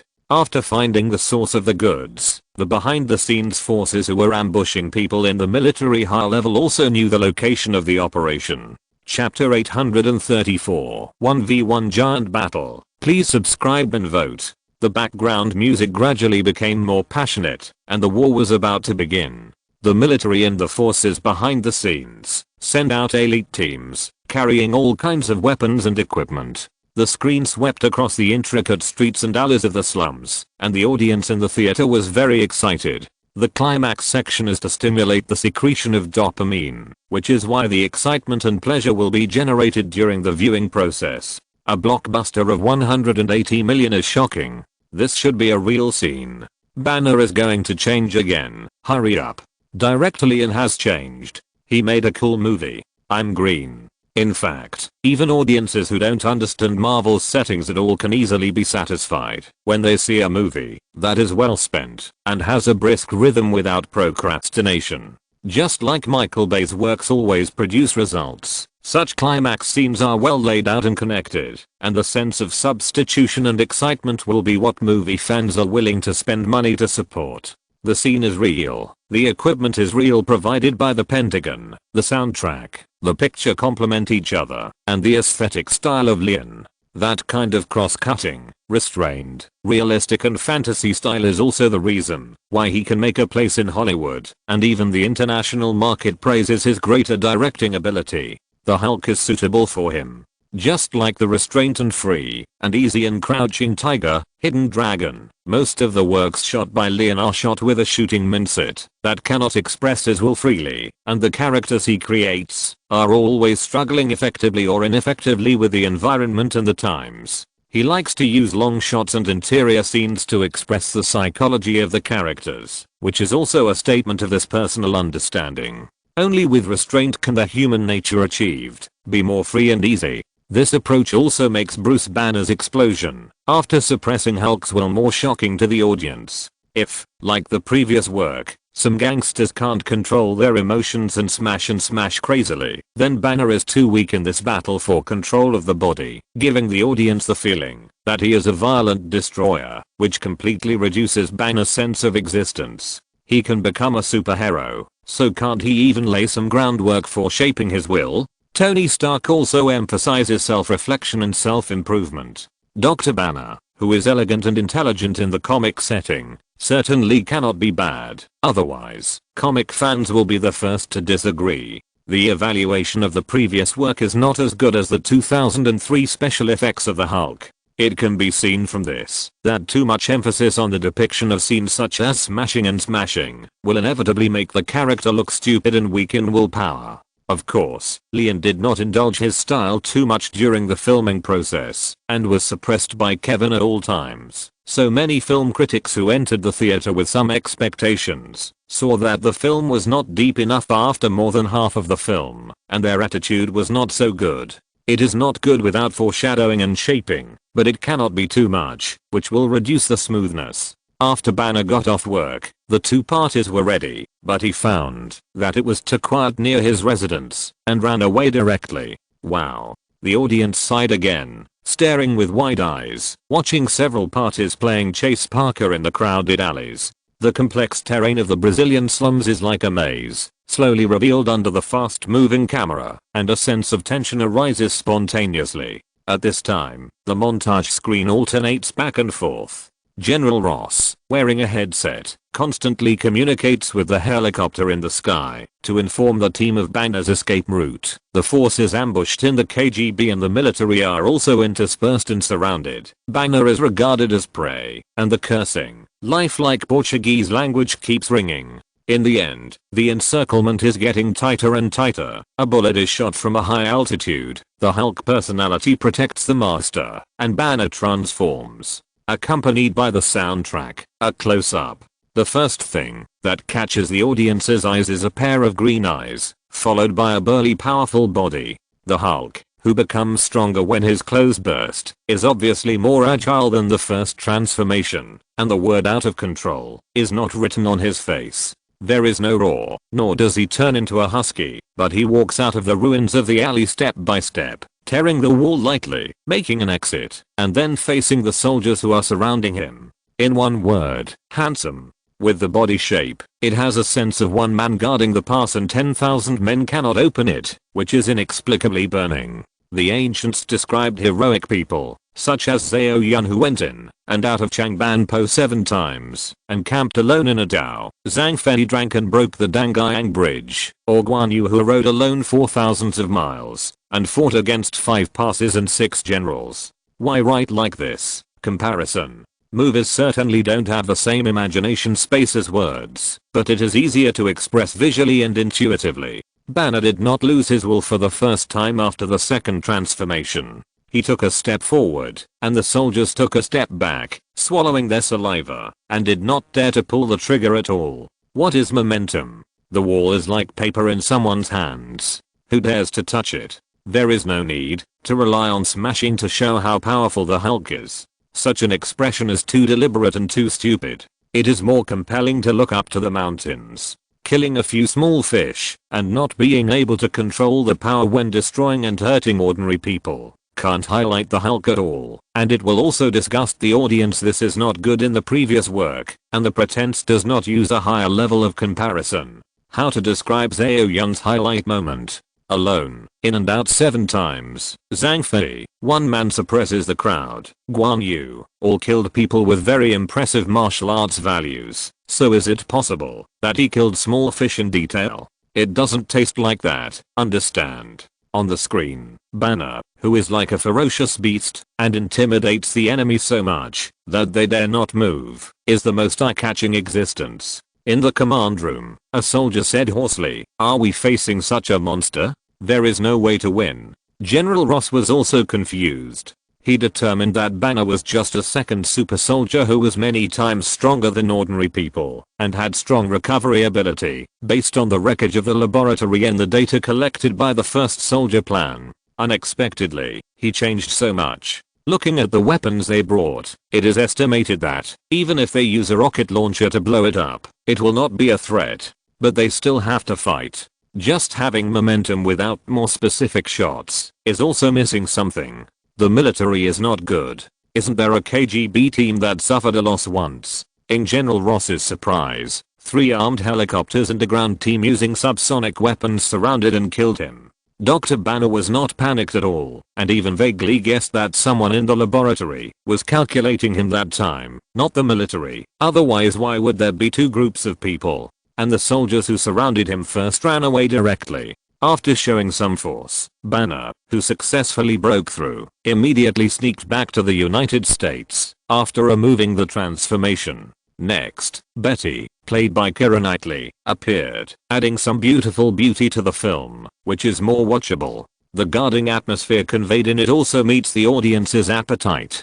After all, Banner is a very calm person, and the changes in his body make it impossible for him to pursue love. Then, the foreshadowing of the foreshadowing came. When the strength is equal, the residual Hulk blood stolen from Banner's residence and the unfinished reagents of the super soldier experiment are fused and injected into the body of the action team, and hatred is born. The final battle is still very exciting. In just over 20 minutes of footage, more than 40 million were burned. With Franklin's blessing, the scene level is not low. Abomination lost control and turned into a mindless monster, wreaking havoc in the New York City, running rampant and throwing cars around like stones. Similarly, Betty also avoided danger in the chaos because of the sudden disaster. The camera was given to the other side, where Nick Fury and Tony Stark saw this scene through the live broadcast car. The director thought that the Iron Man armor could not deal with such a monster, but Tony insisted on going. Just as he was about to leave, Banner saw a flying car about to hit Betty and took the initiative to give up mental suppression, called on the Hulk personality, and used the Hulk mode to successfully save his sister. In a critical moment, the routine of heroes saving beauties will never go out of style. The fist to flesh fight between the reckless man and the smart reckless man, the real man's 1v1 close combat also made the audience feel very refreshed and full of masculinity. But at the beginning, Banner couldn't beat the Abomination, because after the more rigorous setting was changed, the Hulk was the embodiment of anger. The more emotional and angry he was, the greater his strength. In theory, there was no upper limit to his growth space, but in order to weaken the Hulk's strength, Banner's will was relatively weak when it dominated his body, because Banner was calm. Because if it wasn't shot this way, the power system of Marvel heroes would be unbalanced. Lyman was like a designer who directly limited the power of the Hulk through this set of shackles. He was beaten up, first suppressed and then promoted. As Banner's fighting skills improved, he became more and more proficient in using the Hulk mode, making use of various props in his analytical mind, such as car shields and leverage spins. He used the high five to trap the big Abomination and held the chain tightly. The fierce fight lasted for more than 20 minutes. In the middle, there was a foreshadowing that Iron Man Tony Stark, after feeling the power of Abomination, decided to develop a power armor, and Nick Fury and the military cleaned Banner through the birth of Abomination. The laboratory was destroyed, not Banner's initiative. And because Banner showed that he could control the rationality of Hulk, Nick Fury asked Tony Stark to invite Banner to join the Avengers. The Easter egg after the credits was originally a conversation between Tony and General Ross, but it was changed to a conversation between Tony and Banner. In the audience, the three supporting roles watched the film while feeling the audience's reaction. Seeing that no one left midway and the atmosphere was warm, they were all discussing enthusiastically after the show, which also made them happy from the bottom of their hearts. Although it was not full, the audience's evaluation was good, and it was not hopeless. After all, a film with no boring moments and above standard, with a high investment, will not be too bad, as long as it does not encounter the embarrassing situation of the positioning error of the Golden Compass. The special effects alone can attract the audience. Moreover, the first day of the release did not cause much momentum, only because of the bad public opinion and too many onlookers. Failed reboots will face the problem of being questioned. This version of The Incredible Hulk has removed so many careless settings, which is better than the original one in any way, and can break the doubts. Chapter 835. Word of mouth is good on the first day. Please subscribe and vote. Another day of fierce summer competition has passed. In an office of Columbia Pictures, Carlos temporarily did not pay attention to the progress of his own project, but called Gareth, the head of the distribution department, to find out how The Hulk, a joint production of Marvel and Universal, was doing. How was the box office yesterday? Have you figured it out? Carlos did not expect that Iron Man could achieve such a result. Although it was not as good as Spider-Man, it still made people feel very powerful. So when The Hulk was released, he couldn't wait to know if it could still sell well. If so, then Columbia's plan to abandon the acquisition of Marvel was a move that could not be more stinky. However, there are obviously no valuable characters left, and the popular ones have been divided up by them. It is really unexpected that the audience still buys it. It's out. The first day of the release of The Incredible Hulk was only 14.98 million, plus the advanced screenings. The total cumulative box office is 20.4 million. Carlos was in a much better mood. 82 theaters. The first day output was 14.98 million, which means that the output of a single theater is less than $5,000. In other words, with a higher production budget than Iron Man, but a box office far below the standard, The Incredible Hulk has a great risk of failure. He said, Iron Man was a surprise, but the market can't always have surprises. That is, the attendance rate on the first day was less than 60%. It seems that the two companies are going to be unlucky. Carlos chuckled. But, Chairman Gareth said, the online reviews of The Incredible Hulk are very good. I asked someone to investigate. Those who just walked out of the theater were a little surprised. Lyman made this movie so good. In addition, the Hulk has a large fan base. Will there be a recurrence? Gareth did not directly label The Incredible Hulk as a failure. Although the first day performance of this movie really didn't live up to its investment cost, any distributor knows how powerless it is to promote a project that has failed once. Because of preconceived ideas, most fans naturally have doubts, which is also the biggest reason why The Incredible Hulk's first day attendance rate was not ideal, rather than the bad reputation that caused the market audience to boycott spontaneously. There is a big difference between the two. Rotten Tomatoes has a score of 7.4, Yahoo has a score of B+, and the discussion about the Hulk is also very heated online. I feel that the film is likely to usher in a wave of growth the next day. Gareth continued. Carlos shuddered in his heart. Would The Incredible Hulk really be successful? No way, no way, no way. Could it be that God really favors Lyman? As Columbia, which holds the copyright of Spider-Man, is very clear about how high the benefits of such projects are. Moreover, every time a movie is made, it is a huge blessing for the image value and an advertisement for the global public, which can attract those brands to join the carnival. In addition to the lucrative box office and a flying market, the 3 Spider-Man movies have also created more than 20 billion in peripherals. Even if the Hulk and Iron Man do not have the unique popularity base like Spider-Man, developing sequels and slowly cultivating them is also a goldmine that produces a steady stream of output, even if the income is less. Alas. Carlos sighed. Lyman is excellent, but I didn't expect him to be so capable that he could even turn a loss-making Marvel that was stuck in a quagmire into a profit. This is really, whatever. If you have missed it, why should you regret it too much? Carlos asked, what did Sam Raimi say? He still insists on restarting and requires global distribution. Carlos had a headache again. The Spider-Man series was in a stalemate. On the one hand, he was afraid that seeking change might ruin the good situation, and on the other hand, the high salary of the main creators was very bad for project development. After all, the cost of shooting the third part was close to 300 million. The fourth part might directly become the work with the highest investment in film history. The pressure on the box office market was too great. Even 700 million worldwide could not recover the cost. Columbia was also hesitant about this series and didn't know what to choose. Some management even thought that it would be more attractive to the audience and reduce the fatigue of the subject matter if it was silent for a few years before launching it. Maybe the fourth part really couldn't be shot. As Gareth found out when he investigated the data, the popularity of The Incredible Hulk on the internet was on fire. The discussion on the topic quickly rushed to the forefront of search engines such as Yahoo or other social media. If the box office on the first day was less than 15 million, if it was normal, all major forecasting agencies would dare to say that The Incredible Hulk did not even make 40 million in the first week, which was a loss-making movie. Generally speaking, the first day box office of a blockbuster is a benchmark.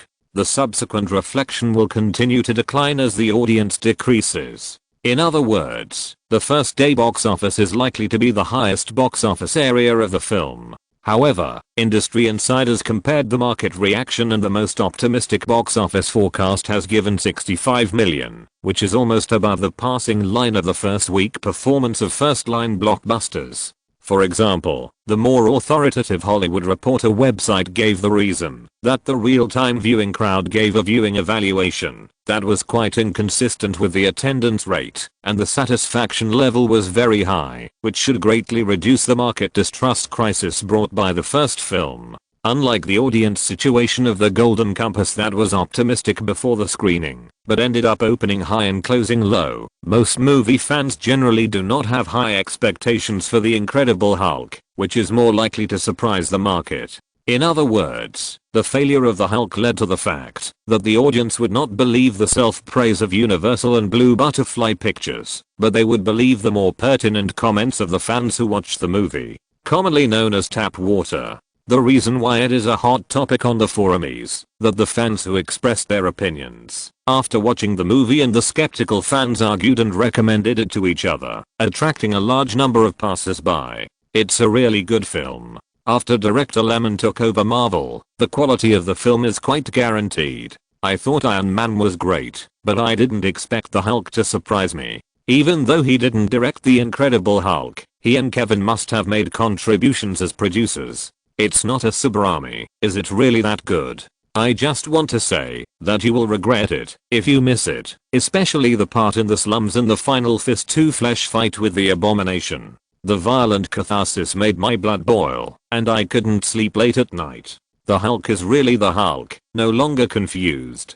Although the plot is a bit cliché, the fighting scenes and big scenes are well laid out. What is particularly surprising is the portrayal of Banner. Mark Ruffalo performed with feeling, which made me feel that Banner should be like this, not succumbing to anger, nor lost in power. He is a wise man. Yeah, Banner is so handsome, especially when he overwhelmed the Hulk's will and used skills to kill the Abomination, who is stronger and bigger. I watched it yesterday, but you all care about Banner. No one pays attention to Betty. I just want to say that Keira Knightley is still so beautiful. My goddess. The person upstairs wants to eat peaches again. If you don't understand, just ask, what is the Abomination? Can it fight back and forth with the Hulk?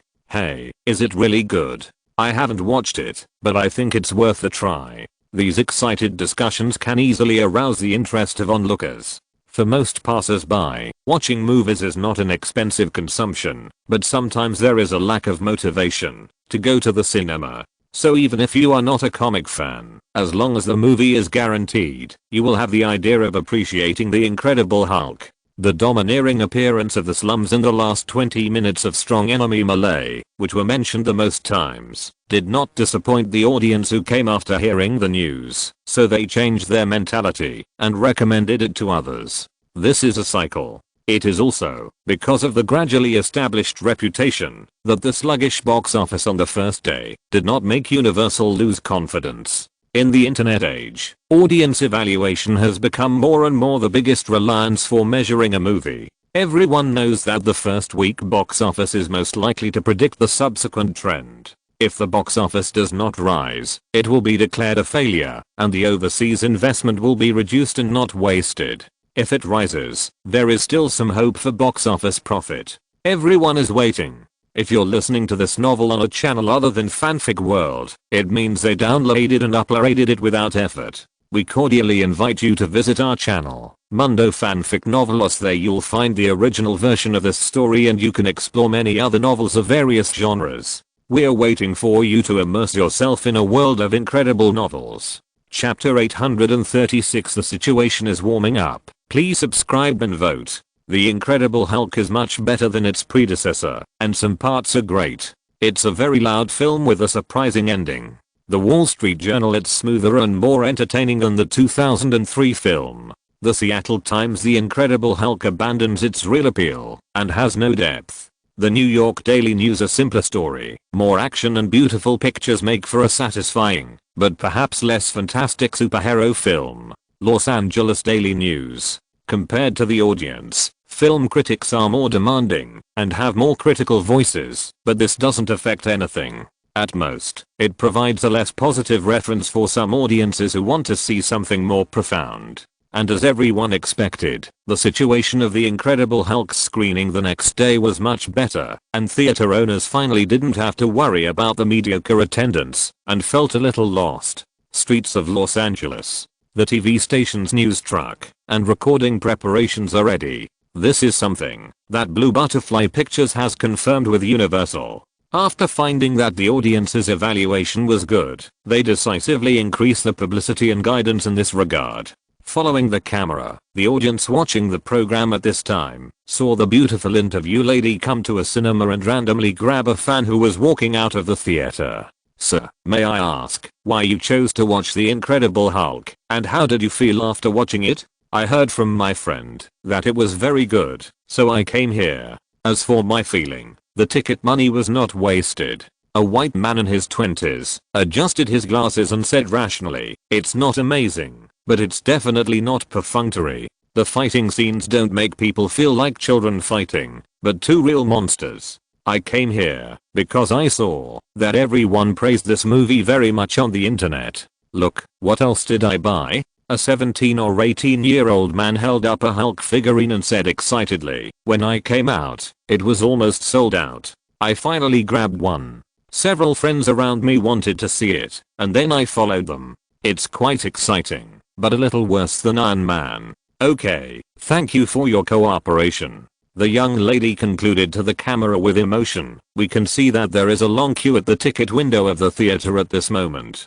Obviously, the quality of the Incredible Hulk is being recognized by the audience. With the audience's personal experience and the stable reputation on the internet, Blue Butterfly Pictures publicity can finally be less troublesome. The influence of wireless TV stations is no less than that of other media channels. After the live interview is broadcast, it will more or less affect other viewers and increase the popularity of the film. The attendance rate is increasing, and the box office will certainly not be worse." After June 14th, the box office was released. The Incredible Hulk earned $20.25 million, an increase of 35%. While Universal was relieved, the surrounding areas also began to exert their strength with the influx of fans. What is a little interesting is that driven by the increase in the box office of The Incredible Hulk the next day, the North American film market rose again by 2 percentage points today, setting a record for the same period in history. Similarly, due to the almost no interval between the screening of Kung Fu Panda and The Incredible Hulk, the total sales of the North American market so far of $4.193 billion have exaggeratedly surpassed the total sales of 2004. Yes, 2008 is only halfway through. And it is already higher than the entire 2004 film market. What are the reactions from all parties? In the Marvel Entertainment building, Lyman asked David Messer, the Marvel veteran and brand image operations officer who was in charge of communicating with Universal on peripheral matters. "Hasbro has specific sales data. The Hulk is not as popular as Iron Man. According to their estimates, it is likely that the sales volume will not even reach half of that. In addition, many brands have also reduced their investment, but generally speaking, the copyright value of the Hulk is not as high as Iron Man, and there is still room for development." Lemon nodded, not surprised. No need to guess, the purpose of these authorized brands is nothing more than finding that the Hulk is not that profitable, and quickly making relevant adjustments based on market conditions. By the way, Universal has also started preparing for overseas distribution, and asked about your recent situation. How much do they plan to invest in publicity? $30 million, not low. Okay, I see. Keep in touch with those distributors, and pay more attention to the situation. David left, and Lemon called Universal's director Nassim Ellison. "Hi, Nassim, what's up with you? The Hulk's performance is not very good, but we are still ready for promotion. More details will be faxed later. The film market still has prospects, doesn't it? Of course, otherwise we might not be in a hurry to promote it overseas." Nassim joked. If it is really too bad, the two parties should redistribute the benefits for the profit sharing standard, and the one who suffers the most will definitely not be Universal. "Okay, my company's team will communicate with you. Remember our cooperation." Lemon chatted with him for a few more words about the film situation, and hung up the phone. In the past, it was half a month before The Incredible Hulk really set foot in overseas markets. The idea was to make some money if possible, and the publicity was perfunctory, but the current market situation obviously did not make Universal give up. Then Lyman went to Marvel Studios to ask Kevin to start the project of Thor and Captain America as soon as possible. These two works will be released next year, and it is almost time to put them on the agenda. Similarly, he did not plan to take over these two works. Anyway, the directing difficulty is not high, and Kevin is in charge. He spent time looking for directors and actors, and the production could start in August or October. The production cycle is still sufficient. Just thinking about this, Assistant Mace brought a market report sent by Hasbro. The price of the Hulk's handmade figure is not much different from that of Iron Man. Since the pre-sale began, more than 6,200 sets have been sold in more than 40 hours, which is about 60% less than the sales of Iron Man in the same period, and the revenue is more than 1.1 million. If we add the fact that the market for brand licensing is not amazing, the development value of the Hulk may not be half of that of Iron Man. However, the sales of the comic books are good, which is a little surprising. Moreover, this part of the revenue is the biggest share for Marvel. If we remove retailers, channels and Universal, which holds the copyright, there is not much left for Marvel. Of course, according to the development strategy formulated by Lyman, the role of the Hulk is to provide popularity and expand market confidence for the entire Marvelite plan. It doesn't matter if it doesn't make much profit. At present, the number of fans who have watched Marvel movies and then become fans of Marvel is increasing day by day, which is what Lyman values most. With such a fan base, are you still afraid of not making money in the future? These days, audience traffic is king. The continuous accumulation of money-making foundation and the good conversion rate of passers-by are what make his net worth more than $8.5 billion. When Iron Man was released, Marvel doubled instantly, directly to $4 billion. Firefly's copyright library was worth $3 billion. Digital technology patents had accumulated a certain amount of $600 million, and Blue Butterfly Pictures had $200 million, all of which were channel values. Illumination Entertainment was still losing money and had not been recognized. But a lot of money was thrown in, more than $10 million at most. Other miscellaneous things like shooting equipment, new line studios, editing equipment, etc. were almost $300 million, and Lyman, who had accumulated more than $400 million in working capital, was looking forward to it. Moreover, Marvel's money-making speed was too damn fast, even worse than robbing money, all of which was cash that came back quickly. Although paying taxes made Lyman feel pain for Iron Man at least gave more than $100 million to the government. The authorized brand was also included. But unlike other works, the peripherals were not sold at all, and fans didn't buy it. Moreover, there is great potential in overseas markets, which is a prospect that the company's management can see. There is such a market in North America alone, and even if people in other regions do not have such purchasing power, the total amount will not be much different. As long as it can be covered, and regional capital is willing to cooperate, the value will go up immediately. Chapter 837. Who is not a genius? Please subscribe and vote. It should be no problem to push Kung Fu Panda to the top of the weekly charts in the first week, right? In the office, Kevin asked Lyman, I heard that this cartoon is also very popular overseas. Jeffrey Katzenberg is really good. He has found another hit. I just passed by a doll shop and saw that P.O. the Panda is very popular. Older audiences also like it. The sales are good. If it's just the box office, then there's no problem. If it's the weekly best-selling list of derivatives, then it can't compare. Lyman replied. After all, the revenue capacity of the Kung Fu Panda series overseas, especially in the mainland, is more profitable than DreamWorks' trump card Shrek the Monster series. The distributor Paramount has made a fortune, not to mention other things. The film has accumulated more than $270 million in the world in 2 weeks, and there is no sign of a downward trend. It is quite stable. According to this trend, it is certain to reach $600 million worldwide. Cartoons are also the darlings of the licensing market. According to the toy sales predicted by The Hollywood Reporter, after selling 372,000 sets in the first week and earning $62.5 million, this animated film will also sell 310,000 sets in the second week, with a 2-week revenue of $114.58 million.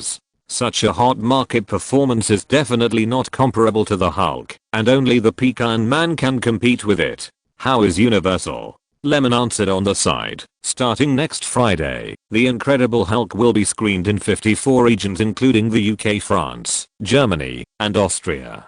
The mainland and Japan will depend on how their local distributors arrange it. It may lag a little. They are more active than us in related promotion and licensing work. There is no need to worry that they will not work hard, and there will be no problem.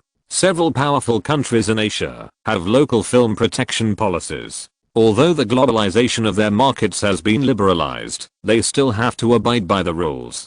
But in general, the situation of the Incredible Hulk is still much better than in the previous life, but Mark Ruffalo is not as attractive to passers-by as Robert Downey Jr., which can be regarded as the personal charm of the actor. After all, both of these are standard popcorn movies, except that the rhythm of Iron Man is smoother, and the viewing experience is slightly better, but not much better. The reason why the market's surroundings have such a big gap in the situation of the two films is that comic fans play a very small role in it, and it all depends on the attitude of the mainstream audience. Obviously, everyone prefers Down as Iron Man, which is why the future Marvel's #1 brother will really focus on Iron Man. It's true that market results don't lie. It's clear who the audience likes, so just give Iron Man more scenes. Correspondingly, why some characters have fewer scenes is directly because the audience doesn't buy it. Similar adjustments are easy for Marvel. Anyway, who the script focuses on is decided by them. Monday, June 16th.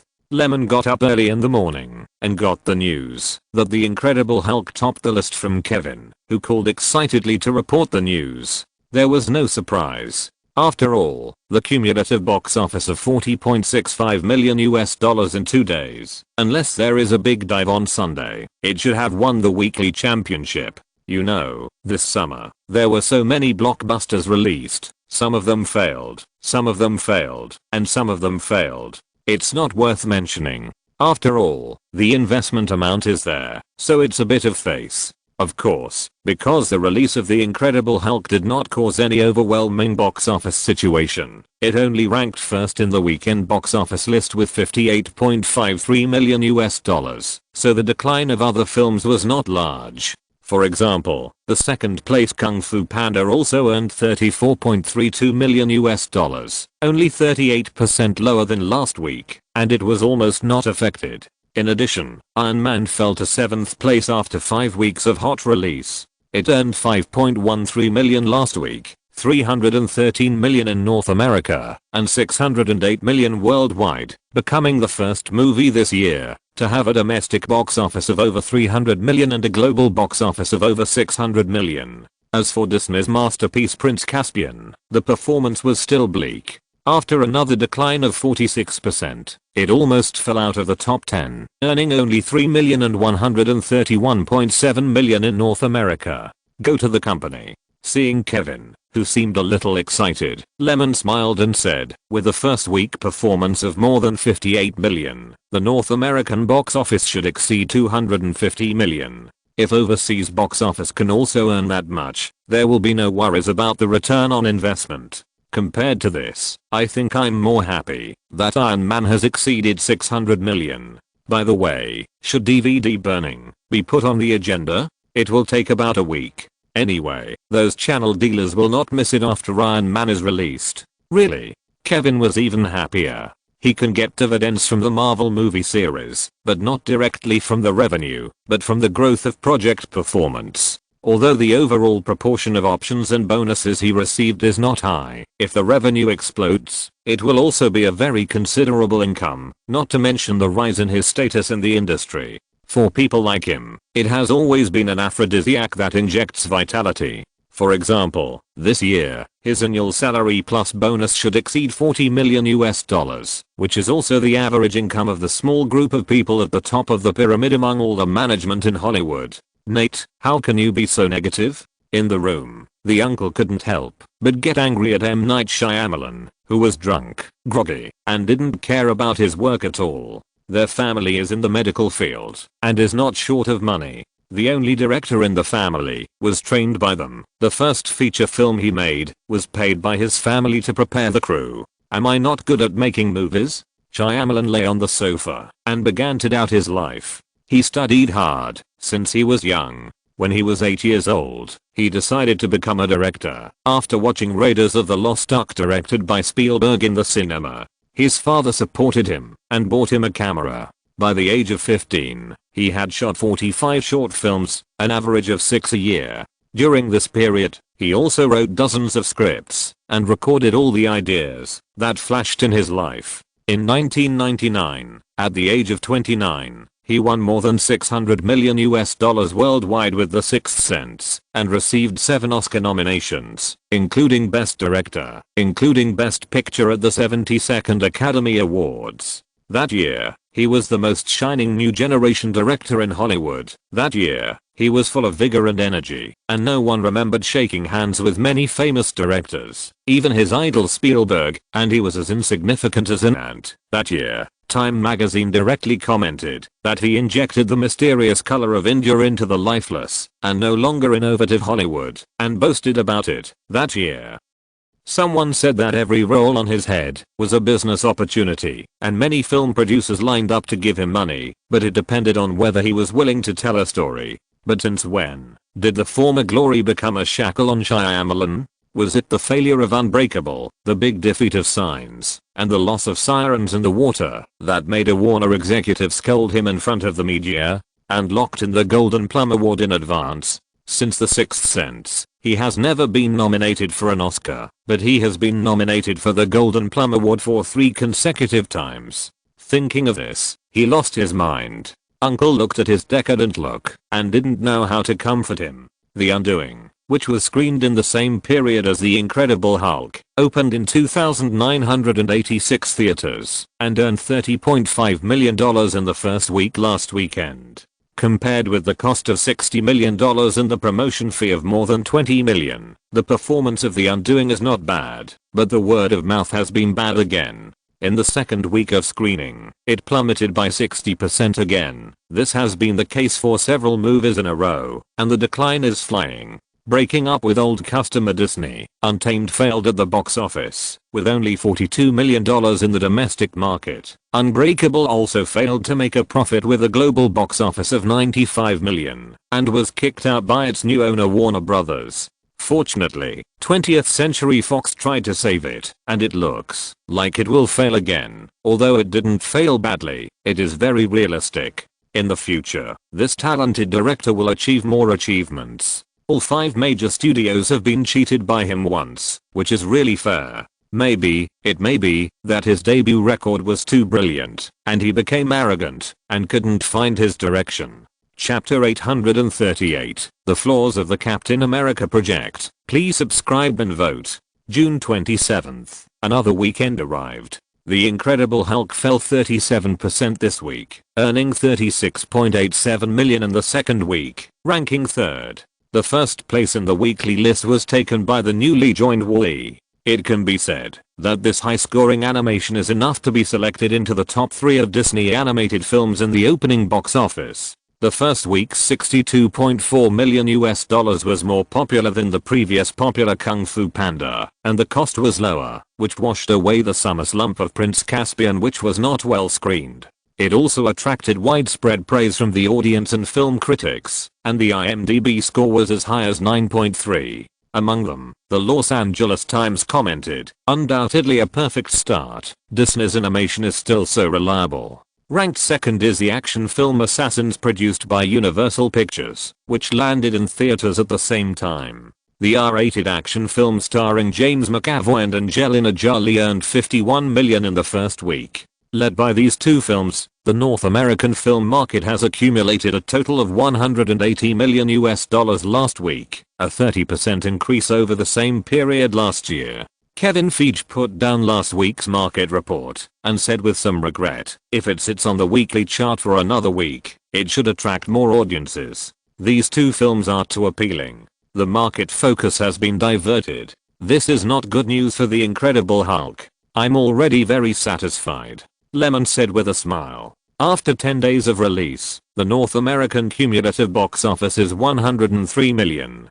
Compared with the global cumulative total of the previous work, which is less than 263 million. What is there to be dissatisfied with? You can't expect the Hulk to be more popular than Iron Man. It's okay as long as the bill is not in deficit. However, Kevin showed the overseas promotion information sent back by Universal. The Incredible Hulk is still a hit in Asia. Audiences in South Korea and Hong Kong are quite satisfied. However, the performance in English-speaking regions is very average. That's normal. These regions are used to watching blockbusters and superheroes. The Incredible Hulk is not particularly exciting and has no outstanding appeal. But for some places, their local film strength is too poor, so they will naturally like blockbusters with high investment and high special effects. It's like spending money to enjoy. Why not choose something that can satisfy your eyes more? Marvel Entertainment must manage the Asian market well. I have a hunch that the people there will bring us amazing returns. We have attached great importance to it. Every time we communicate with the screening work first, and during the screening period, we also let the main creators lead the team to make a trip. Ordinary movies don't fly that far. That's not enough. We need to pay more attention to it. In North America, the market that Marvel can develop is what Lyman is least worried about, because a considerable proportion of the younger generation of people here have been exposed to comic culture. Whether it is DC, Marvel, or Dark Horse Comics, they can essentially transform into each other, except for some stubborn core fans. In other words, Marvel movies still have the advantages of publicity and distribution and the basis of viewing in North America. People are also willing to support their favorite animated characters and buy peripheral products, but other regions do not have such soil, so they need to make great efforts and resources to cultivate and invest. Of course, the overseas market is too deep, and special attention should be paid to the local forces in the region, and the division of interests should not be too calculative. For example, China Film in the mainland has the absolute power to introduce overseas movies. Whether it can enter the mainland market depends entirely on its intention. If you can't get along well with China Film, then it's hard to say what resources you can get. Therefore, in recent years, whether it is a work produced by Firefly or a work produced by Marvel, as long as China Film has the demand for introduction and requires re-editing or proposes some activities to cooperate with publicity, Lyman will basically not refuse. This goodwill is very effective and needs to be maintained for a long time, and it can even be directly determined as the best overseas partner. A few days later, the screenwriter team convened by Kevin took out the first version of Captain America. Lyman frowned after reading it. What is the creative idea? The main theme of patriotism. Steve Ross created the comic image of Captain America during World War II in order to increase the number of soldiers and increase the exposure of the corresponding propaganda themes. At first, it was just to support the White House's idea of recruiting soldiers. So, isn't it good to write like this? He is a rare hero with a perfect image, or an idol. I know, I have read the comics. I just think there is a problem with the plot design. Is there a problem? It basically restores the growth process of Captain America, but only a little artistic processing. The pattern is too small. The main theme is of course correct, but why can't the patriotic thinking of an American be elevated to the level that people in other regions can also feel the patriotic feelings? The box office of Captain America is not impressive, and it is entirely due to the closed geopolitical culture. Why? To give an example, Captain America's uniform in the first half of the film is quite normal, but in the second half, a star-studded flag is directly printed, which is really a bit deliberate. The national flag element is not bad, and it can quite please American audiences, but a shield is actually enough. What I mean is that the aesthetics of the dress is problematic and looks stupid. Another unnecessary side storyline is the part where he is promoted as an idol. It is a bit ironic. There is no need for irony in a patriotic film, and it disgusts the patriotic passion that has been aroused. In addition to introducing one of the three giants of the Avengers and laying the groundwork for the Rubik's Cube and his friend Bucky, this film is originally used to promote patriotism. It can be said that the spirit conveyed by the character of Captain America is in line with the mainstream expectations of the times. Passionate, patriotic, upright and courageous, and not backing down in the face of bullying. When the grenade was thrown into the crowd, other soldiers fled in all directions. Only Steve ignored the danger and pressed the grenade under his body to fight for the chance of escape for others. This scene was seen by the doctor, so he chose the weak Steve from a group of strong candidates to inject the serum, not because he was so powerful, but because he was kind and courageous. Volunteering to participate in human experiments requires extraordinary courage and dedication. Furthermore, the side effect of the serum is to amplify the negative and dark aspects. Captain America was able to survive, and the experiment was successful based on this. The train section was changed to insufficient intelligence and the military made mistakes in misjudging the enemy's strength. The overall dramatic effect was tragic, and the entertainment part was reduced. Captain America has flaws in the plot design, just like the Incredible Hulk. Lyman also made some modifications on this basis, to try to make the audience's viewing experience better. After all, the parts that the audience complained about the most and later generations are the parts that he needs to improve. For example, being treated as a gigolo by the government. Although it is indeed consistent with the idea when the character was created, it is unnecessary to show it in the film, which makes people unhappy. Relatively speaking, because of the direct performance of the two movies Iron Man and The Incredible Hulk in the market, Kevin still maintained the usual fast pace in Captain America and blurred the emotional scenes with Peggy. This design is correct, but generally speaking, it is still a bit taken for granted. Even if they are all popcorn movies, there should be differences. You can't just copy the successful element. You need to consider the audience's fatigue with the corresponding themes. With Lyman, a more professional director, under pressure, the script was quickly sent back to improve some places. Two things Lyman continued to instruct. One is to spread the word about the Captain America project, and the other is to invite more capable directors in the industry. Of course, our work does not need a big director or first-line actors, and the budget must be controlled well. Yeah. Kevin nodded. He now increasingly believes in the market appeal of Marvel itself, and no longer superstitiously believes that there are more gimmicks than the popularity of Marvel itself. Like in the previous life, Marvel executives also planned to invite Will Smith to play Captain America. Is this conceivable? Not Black Will. He is indeed a good actor, but he is not suitable for Captain America. After Kevin left, Lyman began to concentrate on dealing with the backlog of official business. Recently, he has been focusing on the development of the Iron Man peripherals and the Incredible Hulk project, but the several projects that Firefly is filming cannot be ignored. Chapter 839, Discrimination. Subscribe, vote. Lyman stayed in New York for a few days. In addition to checking the surrounding markets and the sales of Marvel derivatives, he also visited the set of Daredevil. The filming progress of this drama is pretty good. The company sent a newly promoted middle-level employee to serve as a producer, and he also picked out some crew situations to Lyman. By the way, the filming location of Daredevil was chosen in Brooklyn, New York. As a result, a few days after the crew started filming, the warehouse was pried open and many filming props, including the customized Daredevil costume, were lost. The loss exceeded $70,000.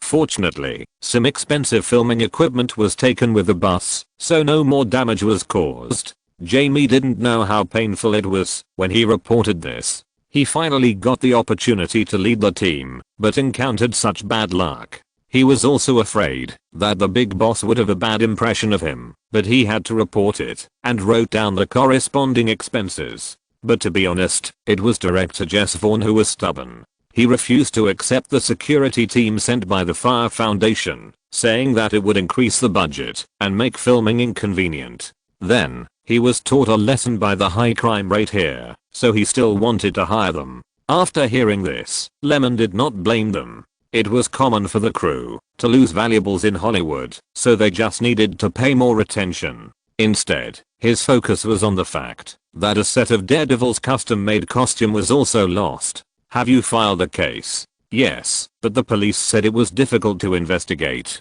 There are too few surveillance cameras around here and too many people coming in and out. Don't investigate further, and don't close the case. When the TV series is about to be piloted, release this news to promote it, and say that a reward of $500,000 is offered for its return. These days, it's not bad to spend some money on a publicity stunt. Lemon remembered that Spider-Man's costume was lost, and Iron Man's armor was also lost. Apart from the deliberate hype, it was a small matter in itself, but the audience would easily notice such news. The crew is filming a scene of Matthew practicing martial arts. Do you want to go and see it? Seeing that Lemon didn't take the extra loss seriously, Jamie found a topic to talk about. Of course. He was the only one who chose the director and the leading actor in the entire Daredevil.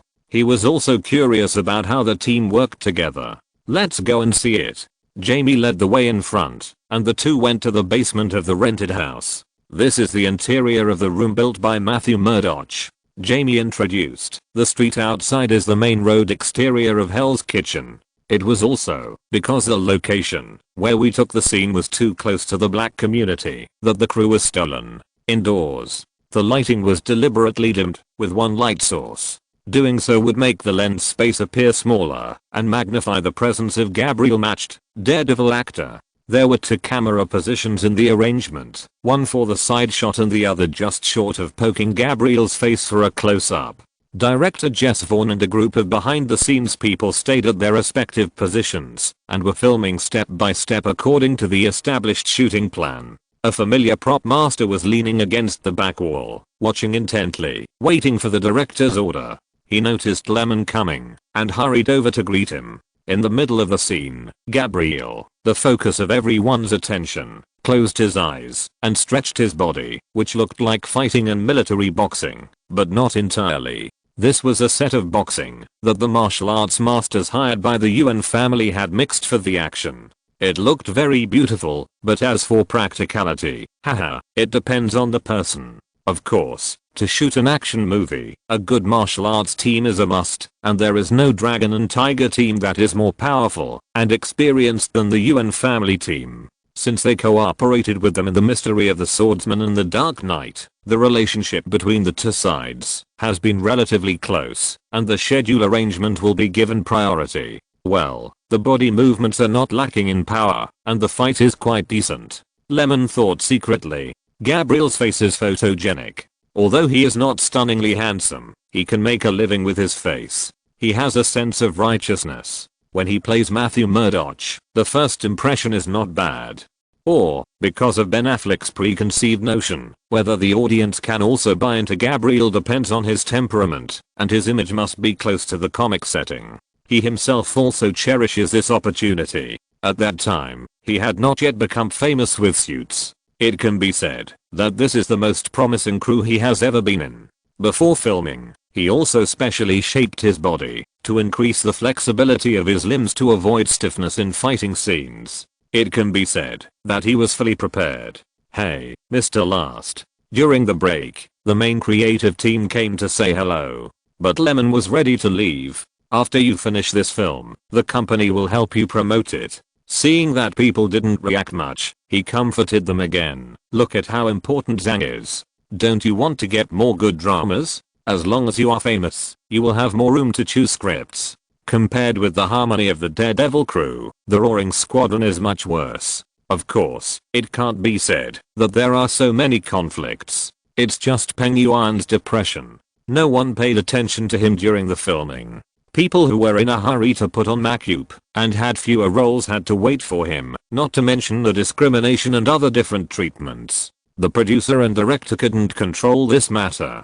How to control spontaneous behavior? Just manage the filming. As long as the filming can be done, ignore it. Unless it affects the work, they will say a few words. Hollywood is really not that easy to get along with. Even black people have gone through many years of integration and resistance to get a little status. They don't have to be stereotyped to play some small gangsters, drug addicts and other screen roles. For example, when Uncle Long was filming Shanghai Noon, he was already famous in Hollywood and had made a name for himself. As a result, when one of the leading actors, Owen, was a guest on a talk show, he joked that he fought like a monkey. You know, the core of that work was profitable at the box office thanks to Uncle Long's fame and those action designs. Even so, it didn't get much praise. Of course, there are a large number of actors in the United States who are mentally abnormal, have not read much, and have no control over their mouths. With these personnel constraints, The shooting speed of the roaring squadron cannot be fast at all.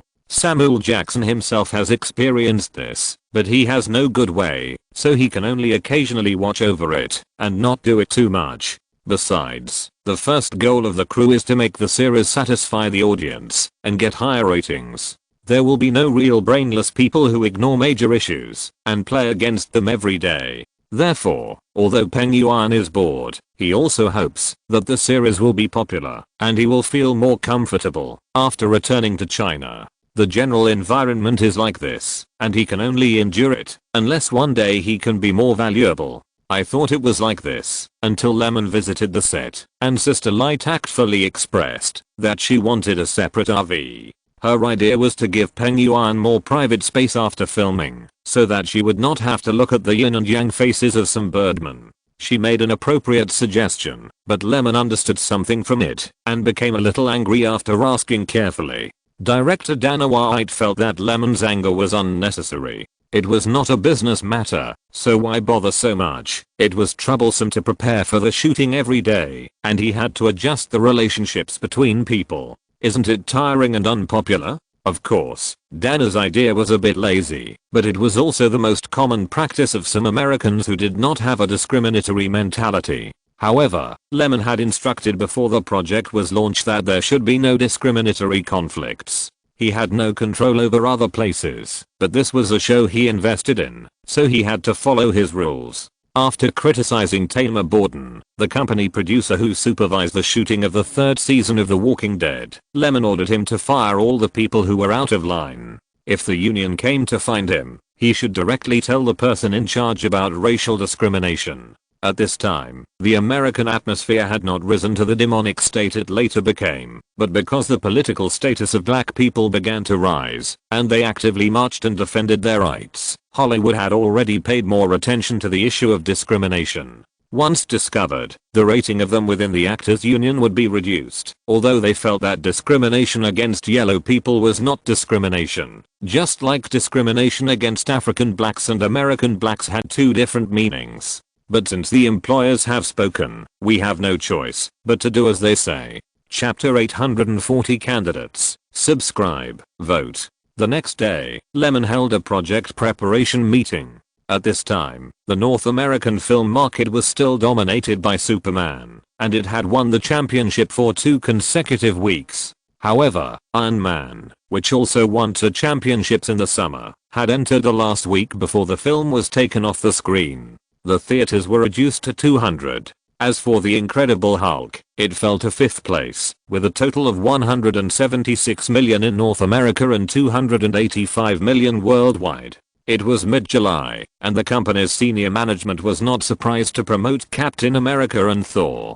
After all, these 2 works will be promoted by Marvel Studios in the summer next year. Calculating the time, the production and post-production added up to less than 8 months, which seemed to be sufficient, but because it was necessary to communicate with the brand in advance to build momentum and attract sponsorship, it would be best to test the film and hold a theater preview at the beginning of next year, and it could not be delayed until mid-March at the latest. The project would be tested and completed, and a theater preview would be held to obtain more appropriate resource support from the distributor. It was related to the Avengers, and the matter was serious. The producers who could come, and several Marvel veterans sat in the meeting room. The first question, which was also a more important issue in the current promotion of the project, was a selection of the director. Lemon refused to take over, and several other directors who worked well with him were too strong. They had their own ideas, and were not suitable for Marvel led by Kevin Feige. In other words, if a director with a strong personality, like Edward Norton was found,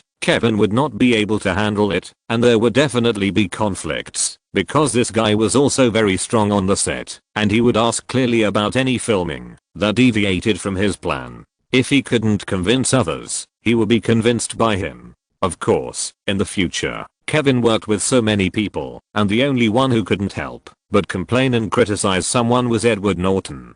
This guy generally didn't say bad things about his co-creators in public. Even if the project lost money, he could take responsibility. This is the basic professional quality of a manager who started out as a producer, and he didn't share the blame. In addition, Marvel's works focus more on the script and the shooting ideas formulated. Nolan, James Wan and others who rested at home and traveled everywhere were indeed not suitable, and their salaries were also a problem. Therefore, Lyman wanted to find those second and third tier directors who were unappreciated. Kevin himself also believed that when working with those directors who did not have much experience, even if they had personality, they would not have the confidence to display it, and it would not easily affect the unity of the crew. After all, what he needed was not a very awesome director, but a director who was willing to obey. He did not understand shooting, but he understood the market. The directors who later cooperated with him could also see his selection criteria. At about 10 minutes after 9, everyone who should come had arrived, and Lyman walked in with Kevin at the reminder of Maze. He sat in the upper seat, and Kevin was the first seat on his right. Lyman looked at several executive producers who had been trained, and asked them to recommend a few first. Kevin, he has been busy urging the screenwriter to change the script recently. In addition to the minor flaws of Captain America, Lyman also asked to increase Loki's role in the Thor project, and contrary to Captain America, this play should add some entertainment effects. It can be said that the market positioning of the first two Thor series did not grasp the key points. Why, can you imagine that Marvel wanted to make the Thor series into a drama with Shakespeare's classical style at the beginning? Kenneth Branagh, the director of the first Thor, started out as a Shakespeare playwright. As we all know, the box office of the first two Thor movies was not ideal compared to the expenditure. In fact, the first movie was $450 million, and the second movie took $650 million after time brewing and the hype of the Avengers. It must have passed, but passing also means that Lyman can do better. For example, everyone complained that the difference between the God realm and the Earth scenes was too big, and the beginning was anticlimactic and the end was random. On the contrary, Thor 3 abandoned the classical style and focused on entertainment, and the box office was very impressive. Times are changing, and the routine of the prince awakening in the prince's revenge is too old. If you replace Thor with a prince exiled by the king, it will fit perfectly. Therefore, the focus of Lyman's first work on Thor was to increase the scenes between Loki and Thor, reduce the unnecessary melodramatic emotional scenes, and establish Thor's somewhat silly personality. Loki's brother control plus wanting to get Odin's recognition took a little detour, leaving room for whitewashing later. In short, it is necessary to do subtraction. Simple love and hatred. The eldest prince and the second prince compete for the throne, but in fact, the second prince just wants his father to recognize him and prove that he is not worse than his brother, but because he learned the truth, that he was adopted, he became a little dark. Give up torture and lashing out at human nature and play SM with the audience's relaxed nerves. Watching Marvel has always been a surprise of Easter eggs and linkage fun. It is necessary to instill classical values. It seems that if Odin is not entangled, the director is entangled. If Thor is not stupid, the director is stupid. If human nature is not explored, the director is inhuman. Why bother? Kevin was naturally not in the mood to pay attention to the director's problems after being singled out for so many areas that needed improvement. In addition, for these two projects, Lyman was planning to tie the executive producer to the director, which meant that whoever found the right candidate would take on the important position. Firefly has always had the habit of sharing profits among projects, and this time it was actually an internal competition to grab a more lucrative project. I recommend Robert Luketic, who has directed Legally Blonde and Blackjack, and also served as a producer for Hollywood Major. He is experienced, has a varied style, and is both serious and humorous. He will be suitable for Thor, said Blake Cole first. He only produced the second season of Breaking Bad this year, and felt that his status in the company was getting lower and lower, so he had to fight for it. Lyman nodded, but said nothing, and just posted the candidate's name on the big letterboard. I think Danny Boyle is suitable for the Captain America project. He has worked on Trainspotting, and 28 Days Later, and has a lot of experience in science fiction and action themes. He should be able to inject some solemnity and seriousness into Captain America. Garsha, who is relatively young, but has served as a producer of many large projects, said he recommended this director when he was chatting with Nolan during his collaboration with The Prestige in The Dark Knight. Nolan accidentally mentioned that he had invited his film. Well, the two have a good relationship. Garsha thought that the director Nolan was optimistic about must be very capable, and he had a schedule, and had achieved results, so he made a decisive bet. But as soon as he said this, someone worriedly said, "But I remember that director Boll just failed in a movie called Sunshine." The film company Fox Searchlight invested $40 million, but the North American box office only earned $3 million, and the overseas box office was less than $28 million. The total is far from the cost of shooting, but the film has received good reviews. Compared to reviews, we need results more. Someone said bluntly, but it was a few producers trained by Marvel Pictures itself. Hollywood production teams often consist of 2 to 5 people. Listening to the quarrel, Lyman pretended that nothing happened and put Danny Boyle's name on the list of candidate directors. He also knew that Danny Boyle would make a comeback with Slumdog Millionaire at the end of this year. It's not called a comeback. Boyle has been famous for a long time, but some fans are too harsh on him. This person is just like M. Night Shyamalan. His appearance is so amazing that every work he shoots is compared and matched with Trainspotting. Otherwise he will be criticized for running out of ideas. In addition, Danny Boyle's output was not high. The investors often made many demands, and Boyle himself was unwilling to make films, which made Boyle tremble with fear and caution. In 10 years, he only made 3 works: The Heart, The Beach, and 28 Days, but he was still criticized. For example, 28 Days is a representative of the theme of large-scale infection of zombies. It can be said that Lyman's zombie trilogy can borrow some element from it, but the audience was depressed that director Boyle could make such a vulgar and unpresentable work. A zombie film, of course, does not describe the good and evil of human nature and growth in depth.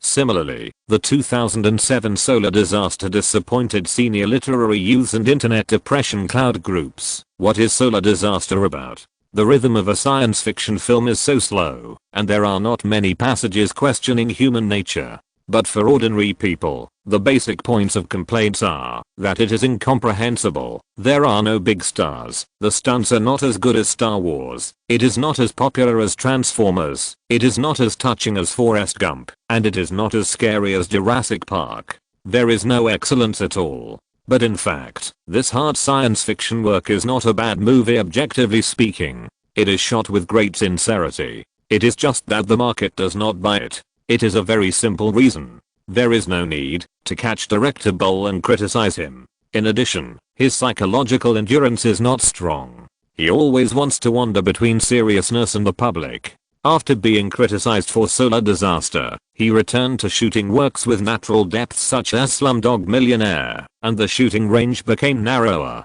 If he could be like Lyman and not listen to some stubborn criticisms, it might be much better. Anyway, every work Lyman shot was also criticized fiercely, but he never took it seriously. He should be serious when it is serious and dig deep when there is depth. But for entertainment, he would do serious scenes. Isn't that a mental illness? Chapter 841 Russell Brothers. Subscribe, vote. Lyman always believed that arguments at work were necessary because everyone has unclear cognition, but he was very opposed to internal strife to the point where he couldn't distinguish between power and responsibility. After all, he was an old man from Rodrian Pictures. Seeing Garsha being talked about, Blake thought to himself, he is still too young.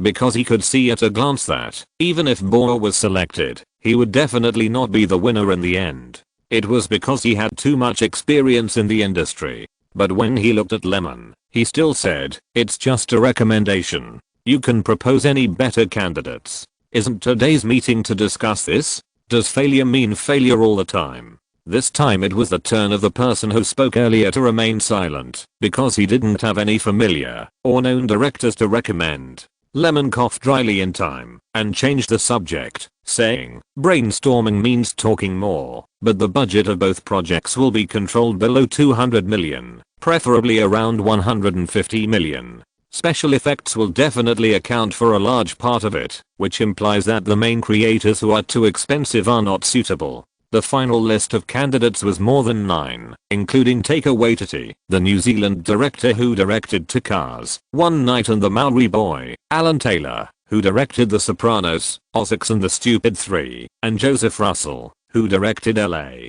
Cop and Obsession. I think we can send film contracts to all of them, contact them, talk about filming ideas, and then choose from them. Kevin Feige spoke up. He is the general producer of the Marvel series, so of course he has to join in. On the other side, Ryan was leisurely watching these people working hard for the project, and he didn't pay much attention to it, but he could tell from some of Lemon's occasional words that Lemon seemed to be waiting for an opportunity. Although I don't know more specific information, the company has recently adjusted funds and seems to have made big moves. Lemon didn't know what everyone was thinking. He just smiled and set the standard. If there are people who are willing to cooperate, let them write a shooting plan. After the meeting, Lemon left the company and went to the digital field.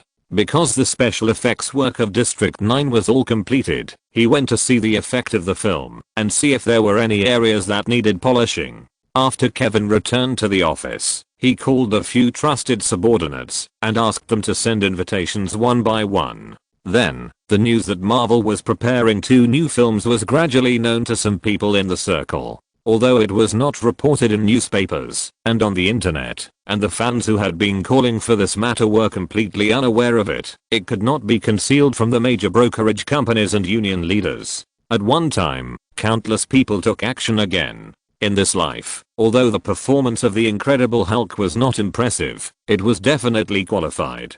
Hollywood practitioners were all watching what Marvel or Lemon would do next to see if they could get a piece of the pie. Robert Downey Jr. and Mark Ruffalo, 2 Marvel stars, have already enjoyed too many benefits, and their agencies are also happy. Who doesn't want to hold the next Marvel star?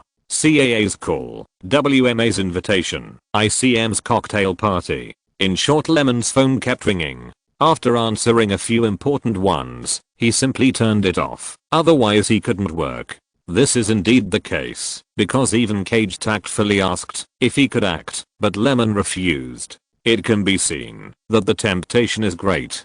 Director Russell, a white man about 27 or 28 years old, happily rushed into a house and found the owner. "What's the matter?" Joseph Russell just got up from the bed and murmured to pour a glass of water for his agent. After drinking a glass of water, Joel, who had rushed here after hearing the news from the company, took a few breaths and said excitedly, "It's a great thing." Joel pulled Russell to sit on the sofa, his tone joyful. "Do you know Marvel? They are going to make a new film recently, and they want to invite you to the Captain America adaptation project. I got the accurate information from the company." Russell woke up immediately, his eyes bursting with anticipation. "Really?" He stood up and was obviously excited. Joel was afraid that he would do something bad, so he quickly said, "The invitation is true, but you still have competitors for this project." Russell looked down at him, just waiting for the agent to continue. "This time, Marvel has also invited many directors, and they will choose the best one,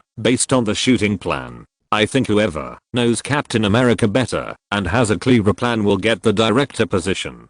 But I haven't read the Captain America comics." Hey, movies are movies, comics are comics. There should be a method for how to shoot, and you just need to have your own ideas. Yes, does it mean that you must have a good understanding of theoretical knowledge to shoot science fiction? This is nonsense. Joseph, who had gained some confidence, immediately called his brother Anthony Russo. The two usually co-directed the filming. After the people came, the 3 sat together to think about how to impress the investors. Joel said first, "I think the Incredible Hulk and Iron Man are both popular, so there is definitely no need to focus on the depth." "Kevin is still the producer of this project?" Anthony asked. "I think so. He is the chairman of Marvel Pictures appointed by Lemon. How could he not pay attention to the development of the project? Then the first thing we have to do is to impress this person with the shooting plan." "What kind of person is he?" Anthony asked again. Mark said that he is very rigorous in his work. "Then it's very practical. Since it's a Marvel work and an adaptation of Captain America, it must include personal heroism, portraying a high-end. Buy a few comics and study them and try it." Joseph finally said. "Kevin Feige is a very opinionated person, So he excluded director Danny Boyle from the beginning because he didn't think he could convince a man who had made the classic work Trainspotting in film history and let him listen to him on some shooting differences. A few days passed. Some plans were presented to Kevin's desk one after another. After picking and choosing, he eliminated a few and then began to meet and discuss with the remaining few.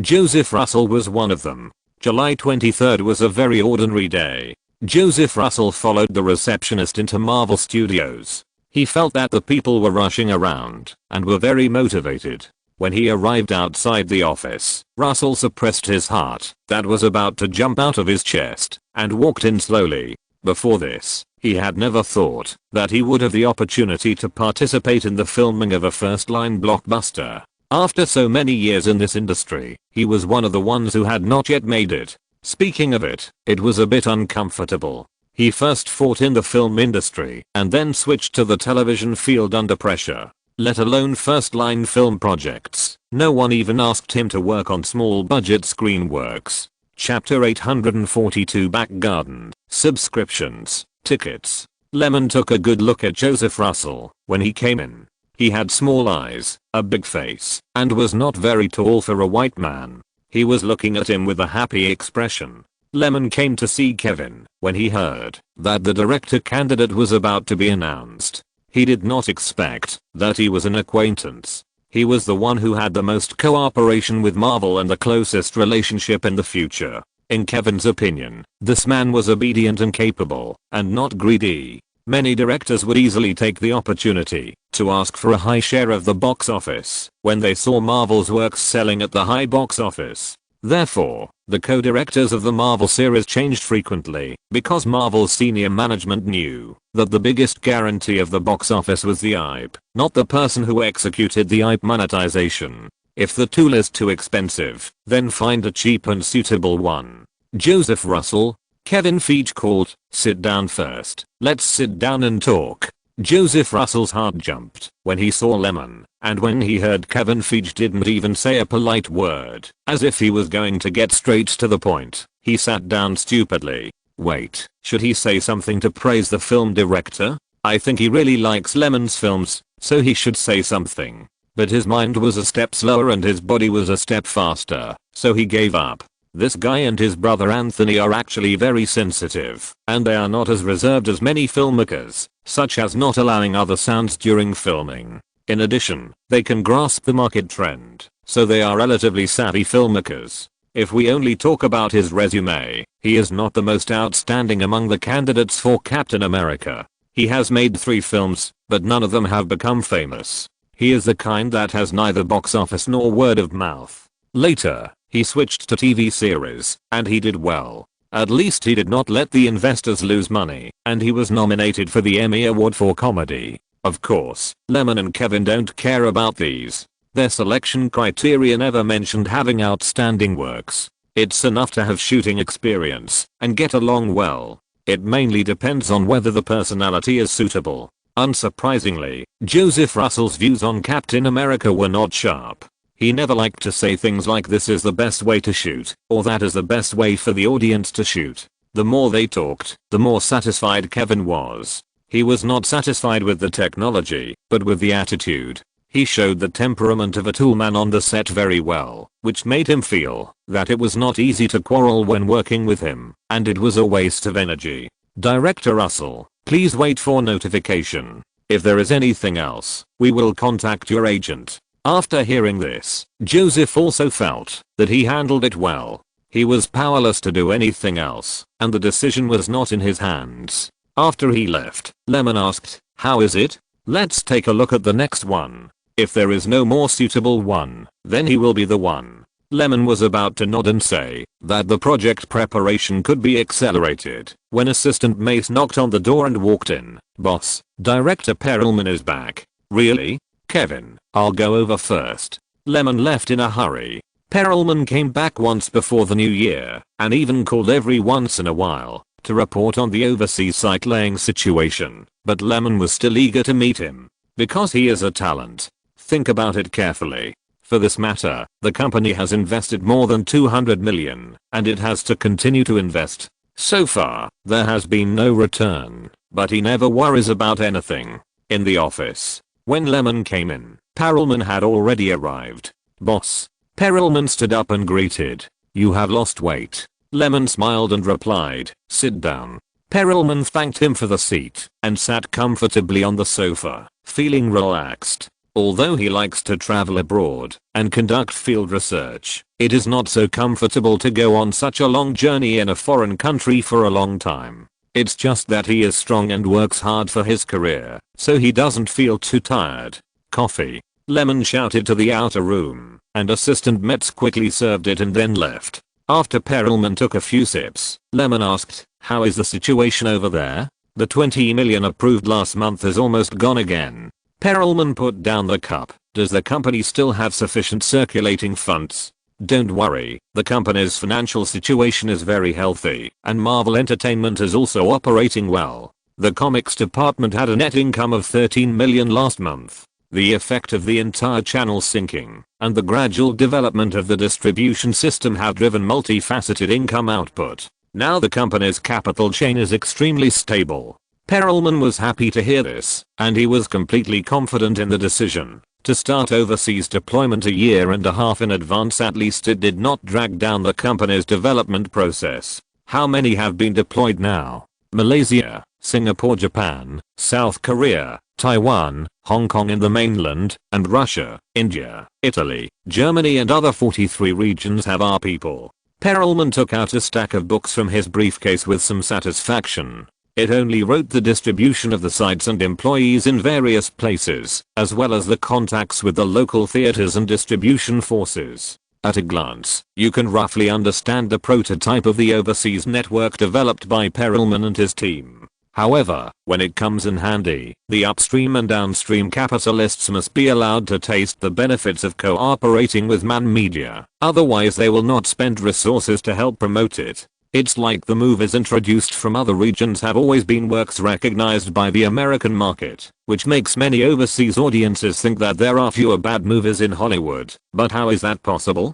In the film market around the world, there are more bad movies than good ones. The reason for this illusion is that failed works will not be introduced at all. If they are not introduced, of course there will be no bad movies to watch. You know, since Spielberg's Jaws made a small cost and made high profits, Hollywood has made at least 1,000 works about marine monsters in the past 10 to 20 years. How many of them can be seen by overseas audiences? Otherwise, Hollywood would not have so many production companies going bankrupt every year. It's all because they were cheated, and the audience didn't buy it. As Lemon watched, Perelman explained, "I still use the single line method. First set up the company, and then recruit local employees with distribution experience. I'm not in a hurry to use the name of our company." Well, this is right.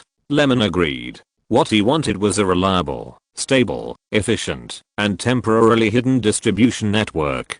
He definitely couldn't use the name of Man Media. When everything was ready, and he really had to start overseas business himself, it would only take a moment to change his business. "You are cautious, but how long will it take to open up other regions?" Lemon asked again. "It will take at least 7 or 8 months. The remaining places have more complicated film markets, such as South America and some small European countries. In terms of funding, they will still need 40 or 50 million. Why is South America in trouble?" "I've inquired about it. There are almost no local forces there. The theaters, audiovisual products and other entertainment markets are all built by channel dealers such as the Big Five and Sony Records. If you don't want to alert the enemy, you need to be more careful." Lemon was quite surprised, but when he thought about it, it seemed that all places too close to the United States were the back gardens of American capital, which was understandable. "Just be sensible. The company will provide you with financial guarantees. I'll trouble you with the rest. Don't worry, boss, I will definitely build our own overseas distribution network by the middle of next year." Perelman couldn't help but express his opinion. "I believe in you, and you will need to take more responsibility in this area in the future," Lemon promised. If you're listening to this novel on a channel other than Fanfic World, it means they downloaded and uploaded it without effort. we cordially invite you to visit our channel, Mundo Fanfic Novelos. There you'll find the original version of this story and you can explore many other novels of various genres. We're waiting for you to immerse yourself in a world of incredible novels. Chapter 843, Marvel's Big Three. Please subscribe and vote. Recently, a strong convection landed on the West Coast, and Los Angeles was inevitably affected. The two Hemsworth brothers who came from Australia sat in the hotel room, watching the heavy rain outside the window. The elder brother Chris shrugged his shoulders, moved his shoulder blades, endured the boring waiting without knowing the result, and complained from time to time, "This damn weather, I miss the comfortable sunshine on the farm." On the side, the younger brother Lyman was too busy to talk about these. Dingling. There was a doorbell at the door, and Lyman stood up immediately. "Come here, I'll open the door." After saying that, Chris also stood up and watched the new agent assigned. After coming to the United States walk in. The selection of actors for this Marvel project is not limited to the United States. In order to promote and build momentum in various regions, entertainers from many countries have been invited. For example, the role of Loki, which has been confirmed, will be played by Tom Hiddleston. This Cambridge University graduate has outstanding temperament and a sense of melancholy. It is easy for him to play a prince. There is no sense of alienation. Wherever he stands, it fits well. The two of them were also among the actors who auditioned for the Thor crew. Director Taika Waititi, the New Zealand director who shot Thor 3 and Terminator Genesis in the original time and space, has a unique understanding of blockbuster filming like director Jackson, has rich experience on the set, and has management and scheduling skills. In recent years, New Zealand has really produced directors who can shoot blockbusters in Hollywood. After the agent came over, he first congratulated the two for entering the final round of auditions, but they still need to wait for the final selection. Chris and Lyman were slightly excited. They thought that both of them were hanging out in the local Australian circle. Each of them had acted in several TV series, and they were considered to be a little famous in Australia.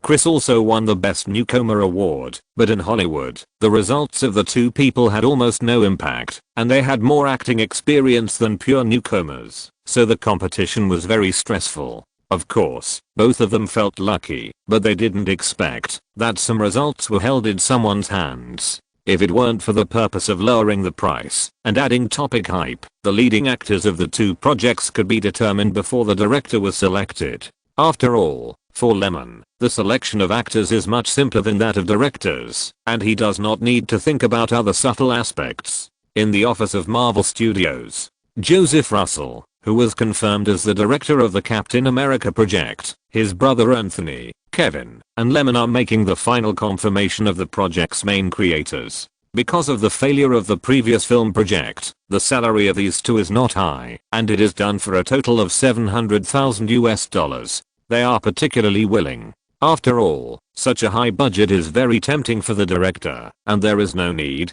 to be stingy about the budget and not enjoy the filming. Let's take a look at the actors selected first. Captain America Steve will be played by Chris Evans. Bucky, Sebastian Stan, Hugo Weaving, Tommy Lee Jones will join, and Peggy will be Liv Tyler. There are a lot of blah blah. Most of them are the original team, except for the selection for popularity. The Elf Queen Taylor was replaced by the original actress Hayley Atwell, who is familiar with the director, but has a bad temperament. Anyway, the heroine has few scenes, so it doesn't cost much. It only costs $280,000 to hire Taylor. It's because the box office of The Stranger starring her some time ago was very good, and her salary has increased. But I want to leave a deeper impression on the audience with these few shots, and magnify the sadness of Steve's secret love that has not been responded to. In other words, in order to make the audience understand Captain America's regret and the regret of not being able to dance, the temperament must be outstanding. Otherwise there is no sense of substitution. Taylor is much better than the original one, not only in face and temperament, but also in popularity.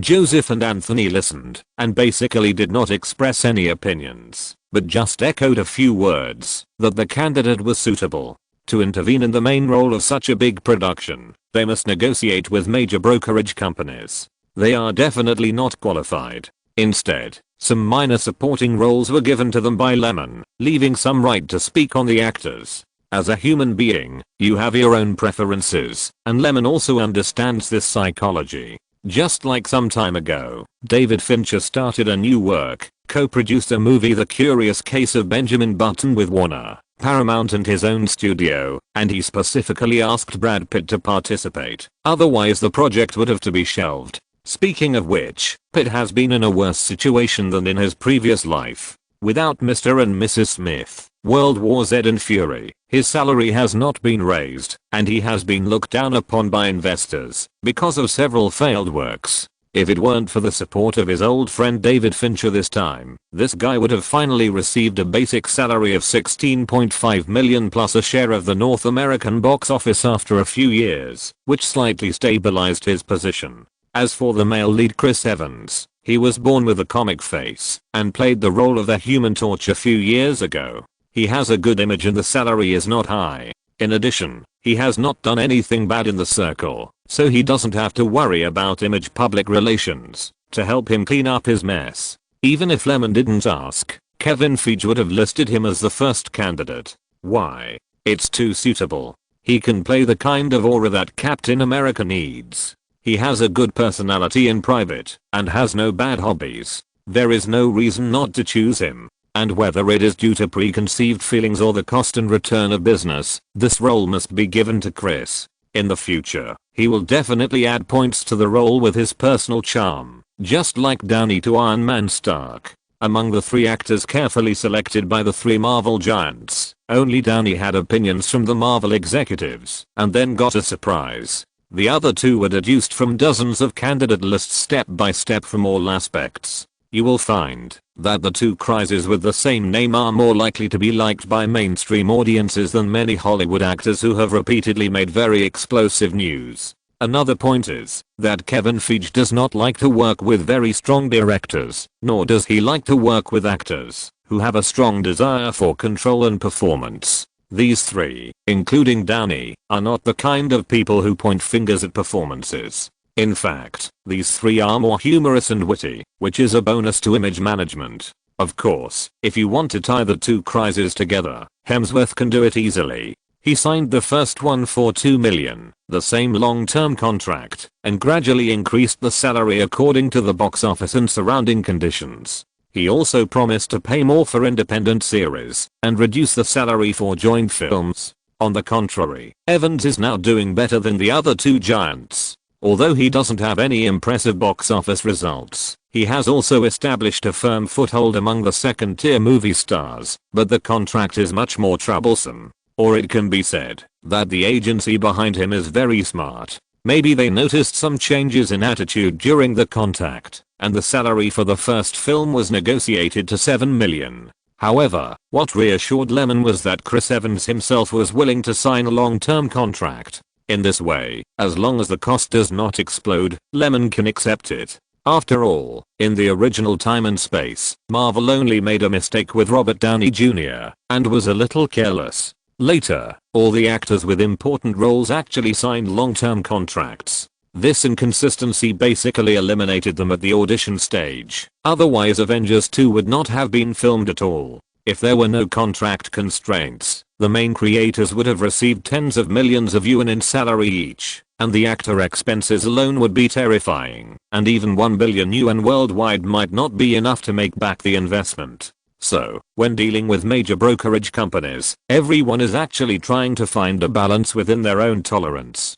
Chapter 844, Lyman collapsed, crying, laughing, asking for subscription votes. There is a market when there is supply and demand. For capitalists, there is nothing they dare not do, as long as there is profit margin. Nowadays, the prosperity of the subprime mortgage business in the United States is operated by them, because they think the money is too slow to come, and they can also make financial products, and put them into the market in batches. After all, the loan service generated by the sale of subprime mortgages is actually the same as buying bonds, although they are two different things in nature. Smart people always have smarter explanations. Anyway, as long as the public believes that this thing can make a profit, there will definitely be people who want it. Before mid-2007, the subprime mortgage market was indeed very risky. Even now, the risk is not that great, because everyone is sure that there will be a bright future. Even the government thinks so. With the world's hegemony of the US dollar as a guarantee, it seems that the speed should indeed be accelerated.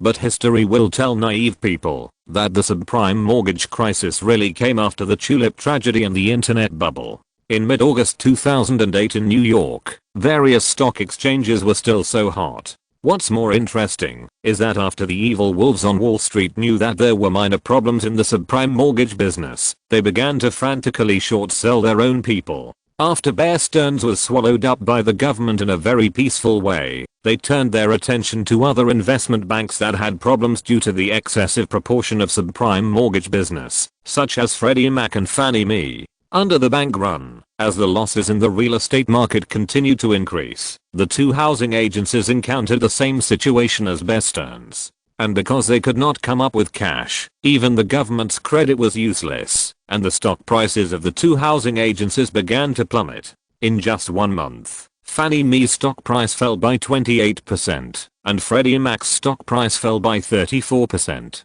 More importantly, the two housing agencies accounted for almost half of the mortgage market. In desperation, Treasury Secretary Paulson decided to ask Congress to authorize the Treasury Department to take over the two companies. This trusteeship is equivalent to nationalizing them. After this scene, Bernanke and Paulson squatted side by side on the steps, shivering, took out 2 cigarettes, lit them, and blew out a puff of smoke rings. These two brothers in distress have been troubled by Bear Stearns and the two housing agencies these days, and now they can finally take a break. However, Lehman Brothers is on the way with a gas tank on its shoulder. Many people regard the collapse of Lehman Brothers as a landmark event in the subprime mortgage crisis, which is actually reasonable. It ranks 4th among the 5 major investment banks and has a large scale. Although Lehman Brothers also suffered as the market tightened, it had a large number of unsellable subprime assets in its hands. In the first quarter of 2008 alone, Lehman had nearly $200 billion worth of repurchase agreements that had not been repaid, and the asset write-down was as high as $10 billion. After the acquisition of Bear Stearns, Lehman Brothers, which was similar to it, was of course questioned by many people, and its stock was also hit. But Lehman is Lehman after all, not the new wolf Bear Stearns. Under such unfavorable circumstances, it persisted for a long time. In June 2008, Lehman Brothers still had $26 billion in shareholders' equity and $639 billion in assets on its balance sheet, with a leverage ratio of only 25:1, far lower than similar investment banks. At the same time, Lehman still had $45 billion in cash and highly liquid securities, and the company's top management was confident that it could meet any payment needs. However, in the current market, no one believes that these things are really worth that much money. If Lehman's business assets were reduced by 30%, they would be insolvent. In July, Lehman Brothers applied to the Federal Reserve to transform into a bank holding company in order to obtain access to all Federal Reserve projects to ensure the stability of funds, but was rejected. After that, it negotiated with the Korea Development Bank, hoping to introduce a strategic shareholder, but the negotiations broke down. Then it communicated with Bank of America, but still failed. Lehman Brothers did not give up, and after repeated failures, it fought again and again, and found Barclays Capital. At that time, Barclays Capital was strong, and coveted the ticket to Wall Street. It was a very suitable strategic shareholder. However, according to British regulatory regulations, this matter must be approved by the UK Financial Services Authority. When Paulson acted as an intermediary and called the president of the UK Financial Services Authority, he was rejected. In short, at the beginning, no one wanted Lehman Brothers to fall. After all, the Federal Reserve even helped Bear Stearns. Sure enough, after the failure of self-rescue, on September 12, 2008, Federal Reserve Chairman Ben Bernanke, New York Federal Reserve Chairman Geithner, U.S. Treasury Secretary Paulson, and Securities and Exchange Commission Chairman Cox convened the senior executives of Citigroup, Morgan Stanley, Goldman Sachs, and Merrill Lynch to hold emergency consultations. at the headquarters of the Federal Reserve Bank of New York in Manhattan for 3 consecutive days on how to save Lehman Brothers. These financial institutions have one thing in common, that is, they are all creditors of Lehman. If Lehman falls, they will all be hit hard and their investments will go down the drain. Obviously, Bernanke and Paulson hope that these guys can stand up and help each other and cross the quagmire first. However, without the government's protection, Lehman Brothers was a bottomless pit. These institutions were neither willing nor able to bear Lehman's bad assets. They all hoped that the Federal Reserve would lend a hand as it did in the Bear Stearns case. The Federal Reserve could bear most of the asset burden on its own. The beating ended in vain. So why did the Federal Reserve decide not to take on the rescue responsibility this time? Because it was at the point where the two houses were under government trusteeship and the political atmosphere was different. During this period, due to the negative publicity attributed to intervention in the market and the unlimited commitment to Fannie Mae and Freddie Mac, Bernanke and Paulson had been under tremendous pressure to rescue the market. If taxpayers' money was used to rescue capitalists again, lawyers and some political groups would be in an uproar, and the rescue of Lehman would require much more than Bear Stearns and the two houses. The two were also very worried that the government's bottoming out would set a very bad precedent for the financial market. Major institutions would be more confident and carry out more reckless operations in the future. Anyway, there was a government bottoming out. The benefits belonged to me and the risks belonged to the government, which was pretty good. In other words, Paulson and Bernanke reached a consensus that they would never let the handling mode of Bear Stearns and Fannie and Freddie become a routine. Otherwise, if it continued like this, all institutions would threaten to die, and market rules would no longer have any effect. For this reason, the psychological bottom line of the Federal Reserve is, the public's money will not be invested in any transactions related to Lehman, and these people cannot be allowed to think that the government will provide unlimited guarantees. On September 14th, a very ordinary day, Paulson called Fuld, the president of Lehman Brothers, to inform him of the bad news that the meeting decided not to rescue. After hearing the verdict, Lehman Brothers burst into tears, looked at the direction of Bear Stearns with resentment and swore, "After I die, there will be a flood here." That night, Lehman Brothers filed for bankruptcy protection. This company, which has been in business for 158 years, has experienced the storm of railway company collapse in the 19th century and the economic Great Depression in the 1930s. It can be said that the battle-hardened Big Brother collapsed. By the way, before the collapse, Lehman Brothers was very humanitarian and distributed the remaining reserve funds to the senior management as an early year-end bonus. In the post-Lehman financial era, international hot money began to feel insecure. Affected by this and the subsequent market panic, global financial markets stagnated. What's more serious is that the United States is very dependent on credit. The economy can withstand the decline of the stock market and even real estate, but it cannot accept economic tightening. This directly led to an economic depression. Many large companies need bank loans to support, not to mention some small and medium-sized enterprises or companies with less healthy finances. Banking business is tightened, and they will face the embarrassment of not being able to pay workers' wages. Then, a wave of bankruptcies came, and then it got worse. Chapter 845, the interest network built by Marvel, subscriptions, votes. Many people in this world have a terrible perception. They think that the bigwigs in the upper class can live a life of drunkenness and dreaming every day, and work is just their entertainment.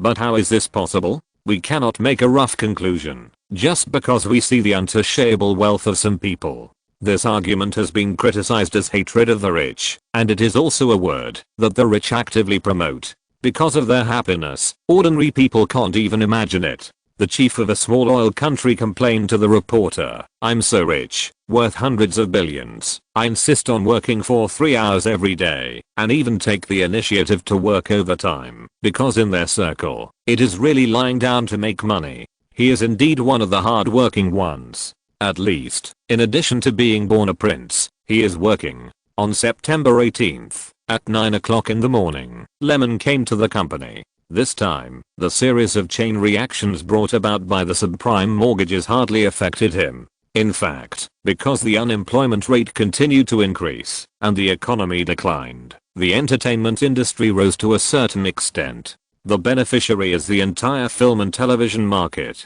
You can even say that this is an opportunity for the film and television industry. After all, whenever the economy is bad, people will turn to buying cheap enjoyment based on their own consumption ability. Although movies are not a necessity of life, they are both cheap and enjoyable, which can bring psychological comfort to consumers. This is the lipstick effect economic theory first proposed by economists during the Great Depression in the United States in the 1930s. People are not really out of money, but their income and expectations for the future will be reduced. At this time, the first thing to cut is the consumption of bulk commodities, such as buying houses, cars, and traveling. In this way, there may be more spare money than in normal times to buy some cheap non-essential things. For cultural and entertainment consumer goods, content is king, service is supreme is the unchanging iron rule. When the economy is bad, the pressure of life will increase. The heavy life always needs something easy to relax yourself, so the business of entertainment markets such as movies that are not very expensive will be better.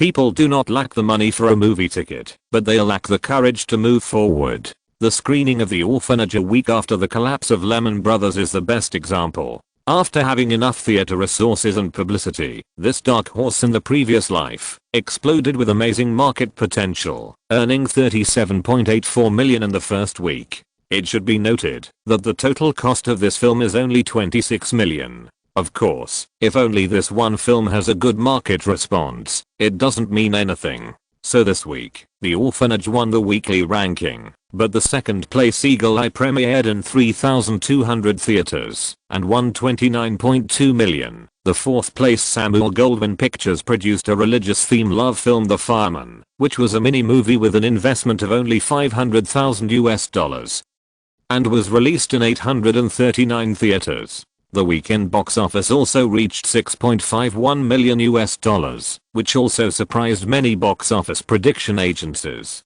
In other words, the box office of the top few movies in the weekly ranking is quite irrational and exceeds the norm. Under their leadership, the movie market in the third week of September was 37% higher than the same period last year. What is this concept? The relatively quiet movie market in September performed as well as the spring season in March and April. No matter what, it can only be analyzed as the audience's problem, not the movie's problem, because except for The Orphanage, the ratings of the other movies are quite average, and the Rotten Tomatoes freshness is not above 60. Conservatively estimated, according to this box office trend, The Orphanage alone can bring the company no less than $120 million in profits from the box office, because the film is promoted and distributed in North America by Blue Butterfly Pictures, and Lionsgate takes over overseas with a very low commission. In the company, director Juan Antonio and the crew producers and other main creators have arrived. When Juan parked the newly bought car, he still had an excited expression on his face. He was happy that the movie was loved by the market, excited that it was recognized by the audience and fans, and he was excited about the future and the current excellent box office. Firefly Pictures will give him a market reward in addition to the director's salary. According to the agreement, he can get a maximum of $1.5 million. In Spain, many people, no, most of the film and television practitioners will never see so much money being put into their pockets in their lifetime, or being given out with a sincere attitude.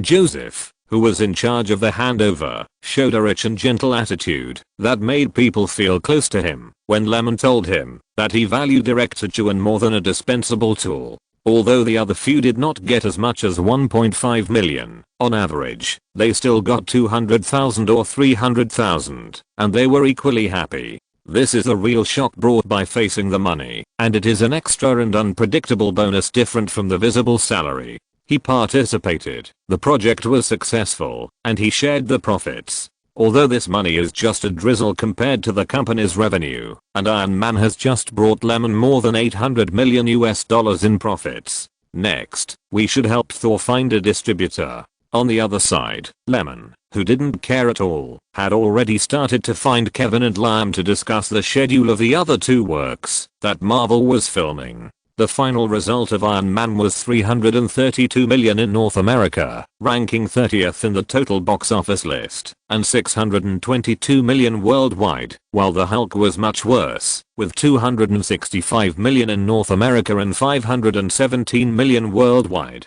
If we only consider the profits generated by the box office, compared with the expenditure, Universal and Marvel made very little. Moreover, due to the signed distribution terms, Marvel received $37 million from the Hulk project, and Universal only received more than $4 million. The publicity cost more than $70 million, but because of the performance of the copyright market in the home entertainment market, Universal can still reap a profit of no less than $150 million.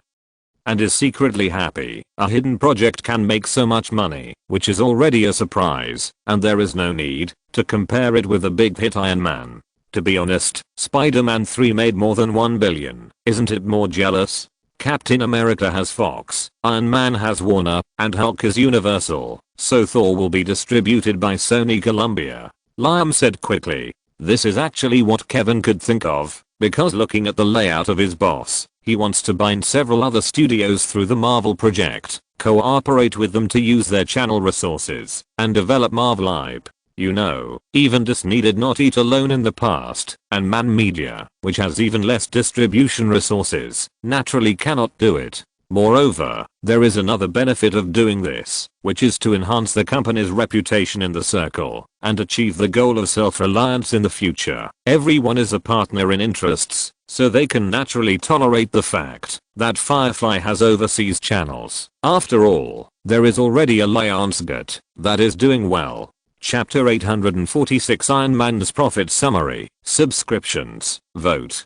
There are many things in this world that seem very reasonable to some people, but unusual to others. In the past contacts between Columbia and Marvel, they watched as Lyman stirred up a stagnant pool of water with Iron Man and the Hulk, and they also had to adapt 2 more characters, one of which was Thor, and they came to them. If it was just a normal exchange of interests, even if Marvel didn't come to them, but only released the news of cooperation, Columbia would definitely come to invite them actively. You know, things in the industry are difficult to conceal, such as the approximate revenue of Iron Man. If this film only talks about the box office, deducting costs, losses, and labor, it will leave $323 million to the producer. Among them, Warner took $90 million, the main creative team took $8 million, and Stan Lee took $15 million. The copyright owner holds 5% of the film's revenue, which is why Stan Lee is a billionaire and his family is not smooth.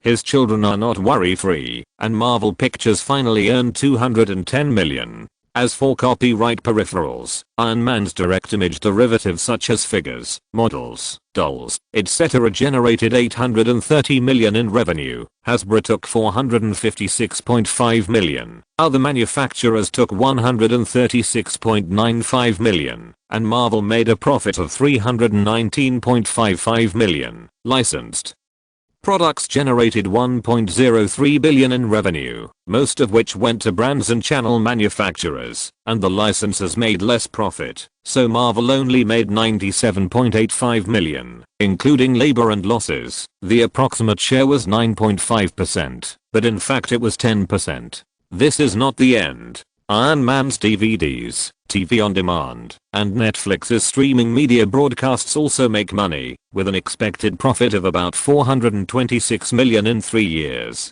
Warner can also take $55.38 million of this part, and Marvel's net profit is $234.3 million. So adding up the above, Marvel earned $861.7 million in the first Iron Man, and although the screening of the Hulk was not so popular and the value driven by the peripherals was not so high, it still allowed the company to make a net income of $232.51 million. That is to say, after the operation of these 2 projects, Man Media's revenue in 2008 will have an explosive growth. Not counting other things, there is a huge cache of $1.09421 billion. There is no way. Marvel peripherals are too easy to sell, and audiences and fans are very willing to buy them. Moreover, compared with the profit scale of less than 230 million after deducting company expenses and employee salaries in the second half of last year. With Marvel, this IP gold mine, in such a big IP era, Man Media will finally start to take off. This is no suspense. Of course, Columbia's focus on whether it will take off or not is not here. They saw that Warner provided channel convenience and schedule concessions and made a profit of $145.38 million without taking any risks, while Universal will only make more. After all, these two projects were not completed in one film. Such a business, although it has to pay some, but the obvious return is amazing. Moreover, production has risks, and investment needs to be cautious. Even if it is actually quite painful for Columbia to give up the summer or Christmas schedule. But if it invests in a blockbuster and loses money, wouldn't it be that it will not get any schedule bonuses or film revenue? Again, studios like to pursue more lucrative projects, and cooperating with Marvel, based on the current record, can make people believe that they will not suffer losses. However, for them, Marvel has been eyeing Spider-Man, which is also a headache. If it is really said that Thor is exchanged for the cooperative development of Spider-Man, Columbia would rather give up the cooperation, because Spider-Man does not need to share the dividends with others. Columbia has finally expanded the market, but it is not for outsiders to enter, so this may be a very tangled point. After the meeting that day, Lyman handed the communication to Lyman. Now that Thor and Captain America have entered the filming stage, Kevin is busy every day, but he enjoys it. He actually enjoys the power in his hands. The two parties agreed to meet, and Lyman saw the other party's enthusiastic eyes that were almost spitting fire and felt very familiar. After all, after Iron Man and the Hulk proved the market one after another, some brand people who were responsible for contacting Marvel also had this kind of eyes. Nothing else. That is the eyes that see the flow of wealth. For example, Captain America and Thor both received a lot of sponsorship. The former received less, only 26 million, while the latter had an urban plot, which was easy to insert advertisements. In addition to taking care of the plot, it also received more than 52 million, which means that Thor has already recovered 1/3 of the production expenses. After a round of politeness, it gradually got to the point. With Sony as the financial sponsor, it also controls the upstream record resources and the formulation of industry formats.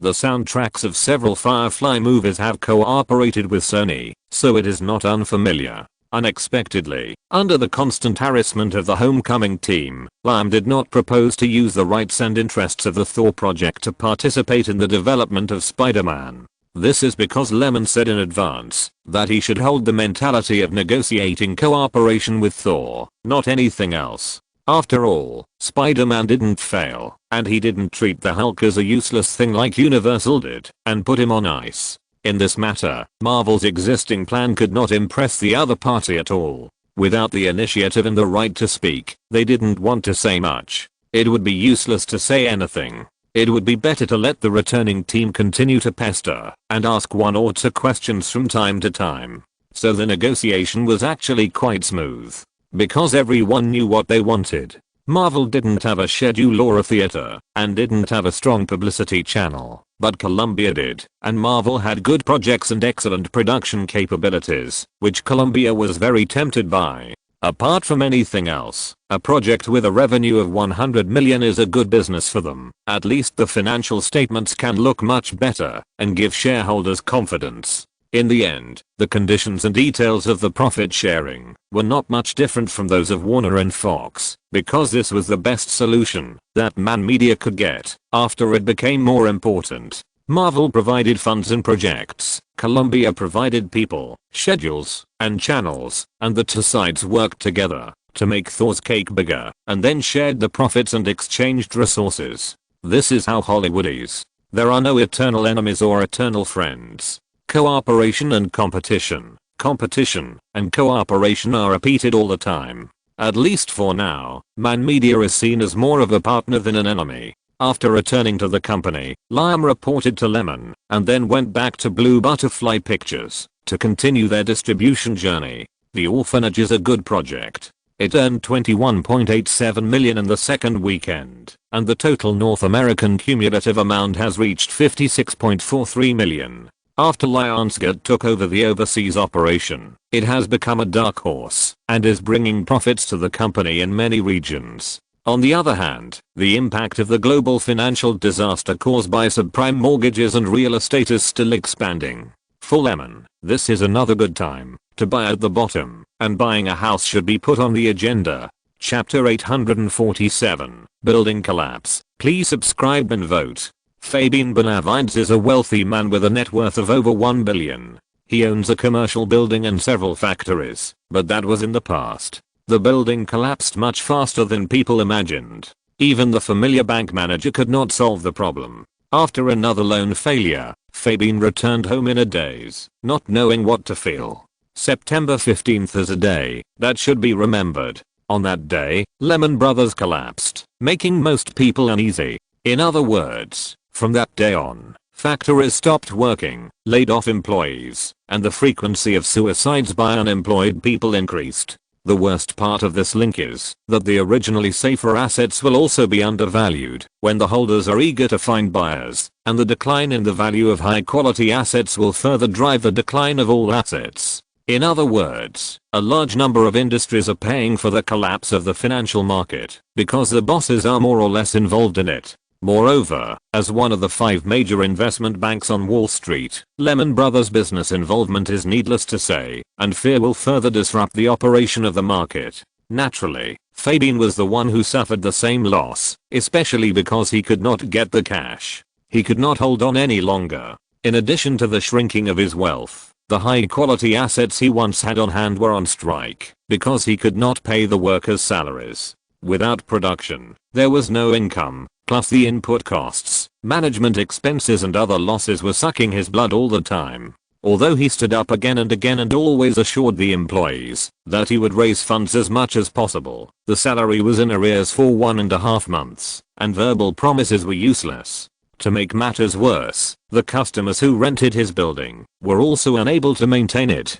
They either asked for leniency or moved out directly. Because of the real estate downturn, there were no new tenants. Fabian thought all night and went to the factory with bloodshot eyes. The factory had not been in operation for a long time. The workers, led by the union representatives, would rather stay than work, which made Fabian even more uncomfortable. Of course, the workers didn't want to do this. They didn't feel that life would be so difficult before. Although the work was hard at that time, they could get the pay they deserved. But now it's different. The reason why they didn't quit their jobs and work in other places was because the surrounding factories were not much better. Jobs are really decreasing. At this time, Fabian finally told the financial staff about his proposal, and then there was an inevitable noise. This sound hurt Fabian's nerves again, and he felt that his anger was about to be suppressed. In fact, it's nothing. In order not to make the current situation worse, Fabian decided to stop the factory from today. Not only the workshop workers have no work to do, but everyone else will stop working. When to resume work depends on when he can pay the salary. This basically means that everyone is going to be finished. If they go on strike, don't think about losing their jobs, especially now that the season is not good. In addition, the consumption thinking cultivated by the United States for many years is to use future money to meet current needs. So most people don't have the habit of saving. That is, they don't have much savings. There is a saying that goes, money is a bastard. You can earn it, even if you lose it. When you have money, you will have an inexplicable desire to spend. The more money you have, the stronger the desire to spend. Some people may buy a very expensive new bag to satisfy their needs, while others buy a bottle of wine or a better cigarette to enjoy after work. In short, everyone can find a way to please themselves. But if you lose even the basic job to maintain future consumption, it is very scary.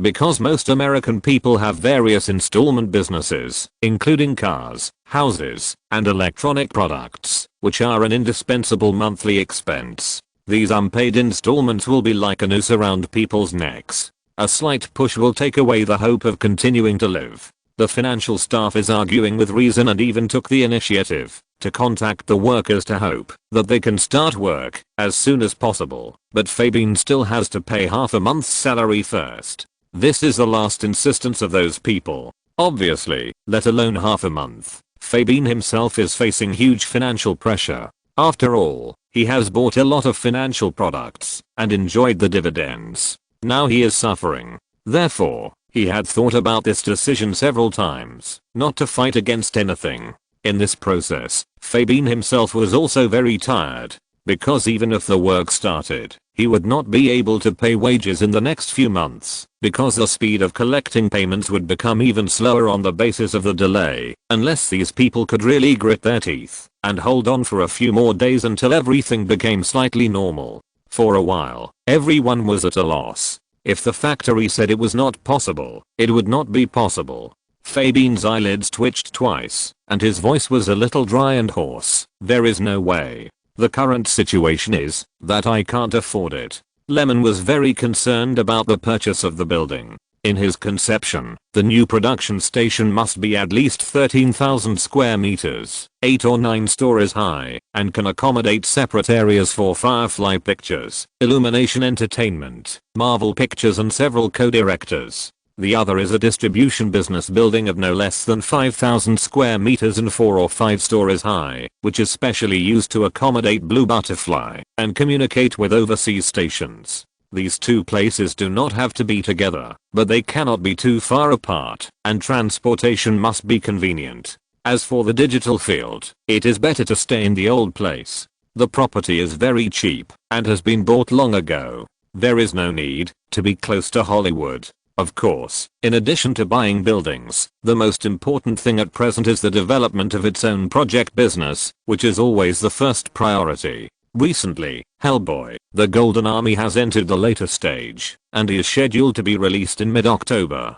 Daredevil has completed its pilot broadcast on HBO, and achieved fairly good results. It has officially signed a contract for the broadcast of the series, and earned $54 million. After deducting production costs and team profit sharing, it has made a profit of $12 million US.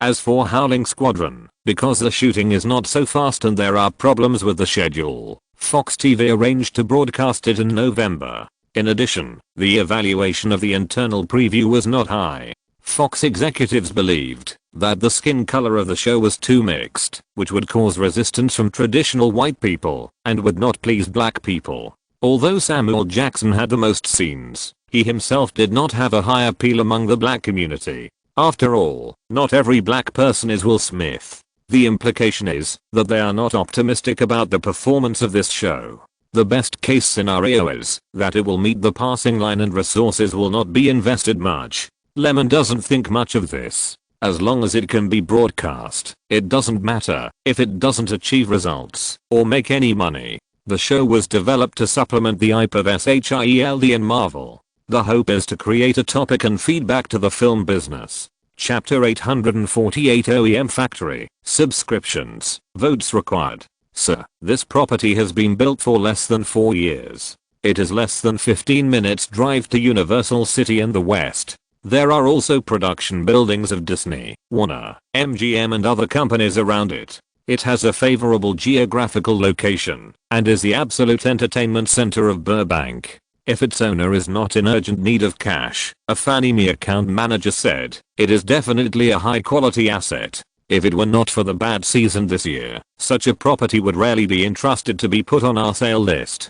The manager kept talking, constantly showing the value and various advantages of the property, hoping to impress the wealthy customer in front of him. There is no way. If it was a year ago, he would not have to do this. As he said, such a property would never have been sold. But now, Fannie Mae, the leading real estate company, is not doing well. Its assets have been shrinking all the way, and it has just completed department layoffs. Its performance is becoming more and more valued. This is the era. Sometimes it is respected because there is a huge market behind it, but sometimes the reversal of status is just a matter of a moment. However, Joseph did not pay too much attention to these verbal exchanges, but looked at the information of the property seriously. The company needs a new environment, a more spacious and comfortable environment, and he needs to check it carefully. In fact, he has been to many places in the past few days, and has been making comparisons. The result is nothing more than buying the most suitable production building with the most suitable funds. The building recommended to him by the manager has 14,700 square meters, 9 floors, including a large parking lot. The main building is 8 floors above ground and 1 floor underground. The geographical location is indeed quite convenient. At least for a film and television entertainment company like them, it is less than 5 kilometers away from their current location, and it is closer to Universal City. There is nothing else. I want to go over there.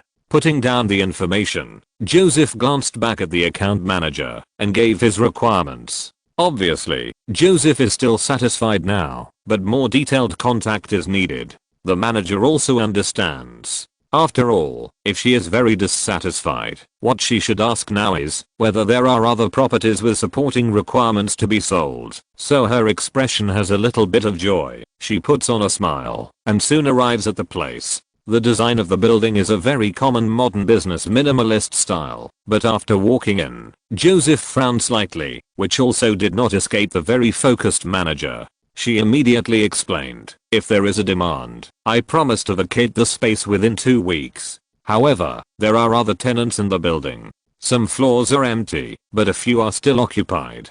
Joseph said nothing. He walked around each floor and looked at the parking lot and the basement.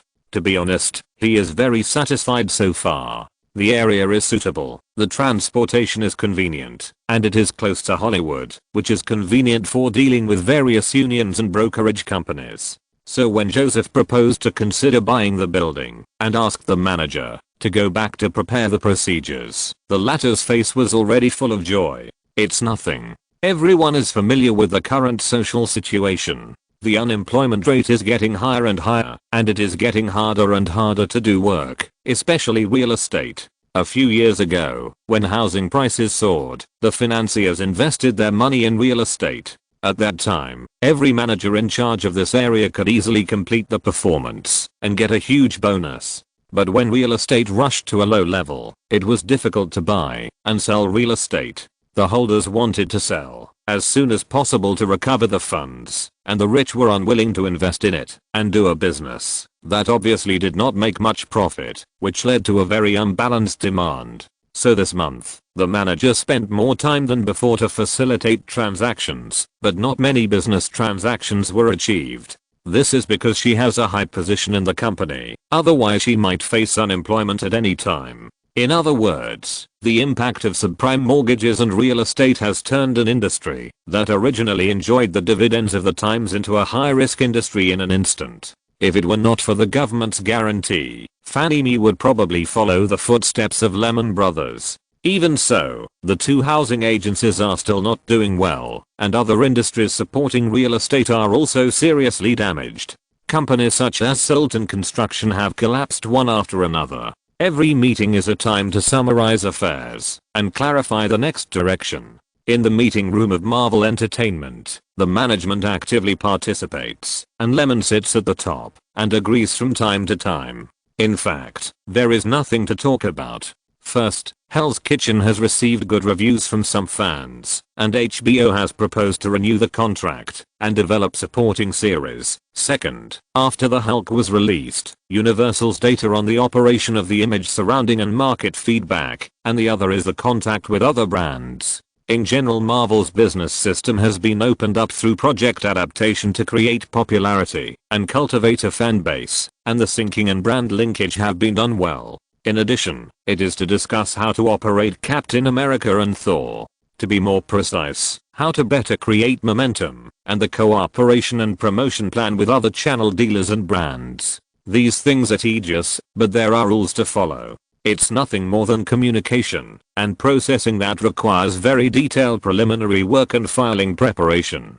After the meeting, executives from various departments walked out with red faces because Marvel's value is expanding, and basically all managers within the structure have enjoyed performance rewards in addition to salary. In this regard, everyone's belief in struggle is stronger, and their hard work will benefit the entire company. Lemon is the biggest beneficiary. Before the capital accumulation speed reaches the ceiling, it is actually quite exaggerated. According to the current situation, He may not have to wait until the Avengers assemble to double his net worth. After a while, Joseph came over. Lyman sat in the boss chair and looked up and asked, "How is the progress?" I roughly looked at 7 properties and selected 2. Here are the specific information.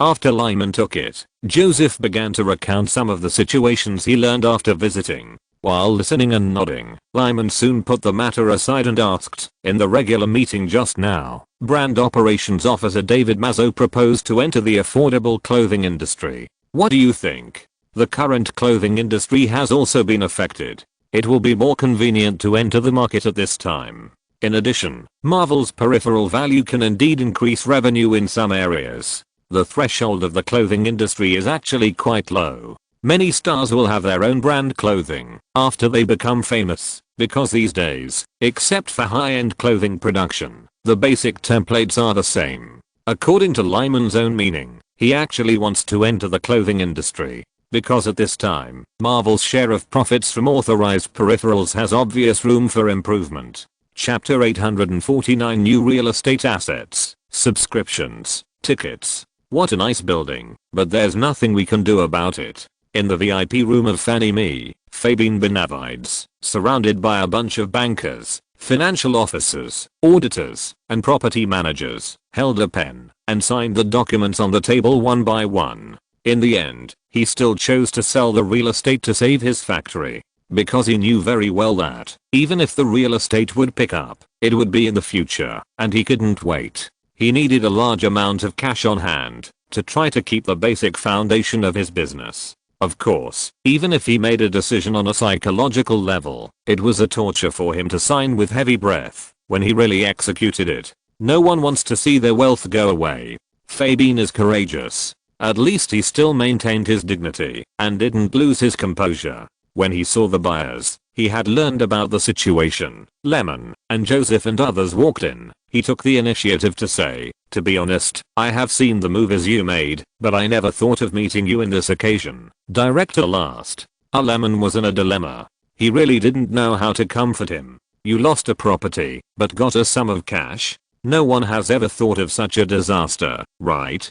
God loves to play tricks on people, and there is also the president who only knows how to fart. If I can meet him, I must scold him in person. What is he doing? Fabian still revealed a trace of anger as he spoke. In fact, the social elites around him also wanted to understand Fabian's feelings. Recently, Wall Street has directly asked the federal government to take immediate action. Then, Congress passed the Troubled Asset Relief Program, TARP, which aims to inject $700 billion of taxpayers' money into American banks and financial institutions. In other words, the US government has recognized that the free market has failed. Among them, the president, who was inexplicably preparing to retire during his term, had to stand on New York Square to explain why he, as a Republican president, wrote TARP into the law. It was a sunny day, and Bush Jr. said with a sullen face, "I'm a person who insists on market dominance, but not when I'm facing a global financial crisis."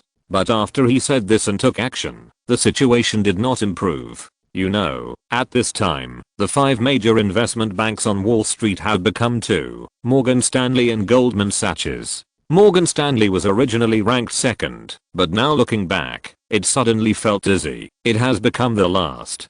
Goldman Sachs is not much better. It is now the second to last. And Citibank, as the largest bank in the United States, is also on the verge of bankruptcy. In terms of data, at the end of 2007, those giants, such as Lyman, Merrill Lynch, Wachovia, Citibank and other 13 giants covering finance, insurance and real estate, had a total of $10.4 trillion in assets, but under the crisis, 4 went bankrupt, 2 were entrusted by the government.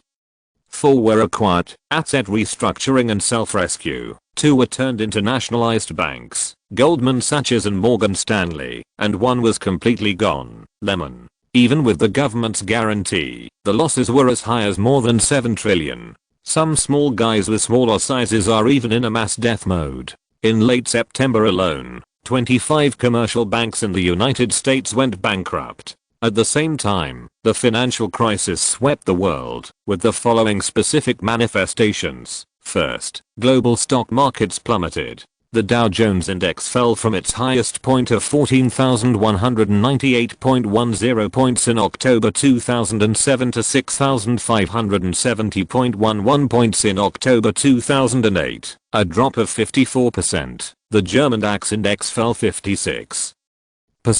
The French CAC 40 index fell 60%, and the Japanese Nikkei 225 index fell 61.8%. Russia, Mexico and some emerging market economies in Asia all stopped trading due to the large drop in stock markets. Second, the global economy fell into recession. Among them, the economies of the three major economies in the Eurozone, Germany, France, and Italy, all showed negative growth on a month-on-month basis, which directly laid the root cause of the future European debt crisis. Of course, bad luck is bad luck. The people in the VIP room still had their eyes shining when they saw Lyman, as if they saw a gold mine, especially the president of the Los Angeles region of Bank of America, who was responsible for Man Media's savings business. Under such circumstances, the film and television industry is like a goose that lays golden eggs. It is one of the few that can dig money out of people's pockets, and it is voluntary. This is the charm of entertainment.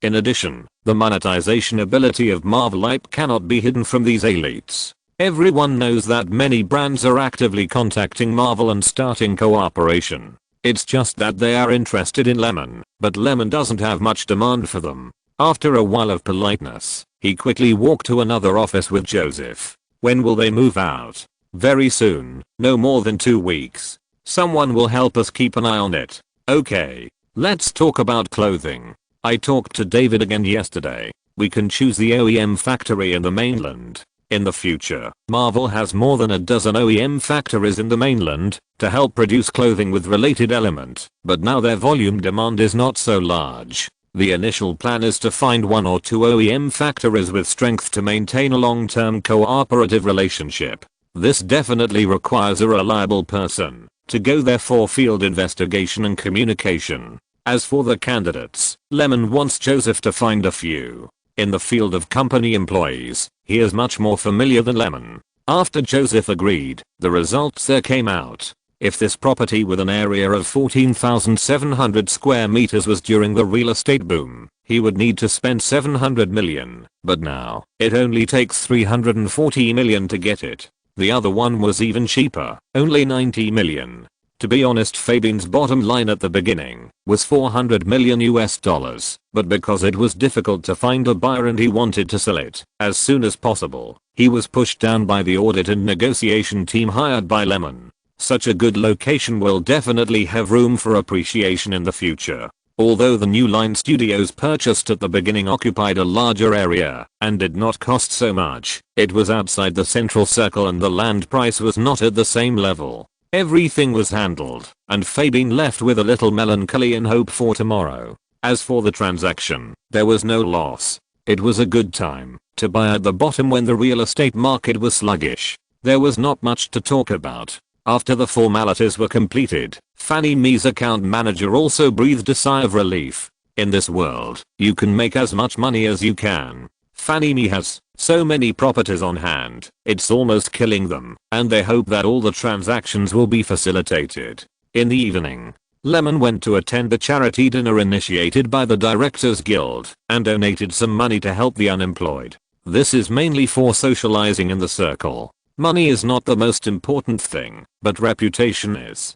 To be honest, this is more like a political bargaining chip.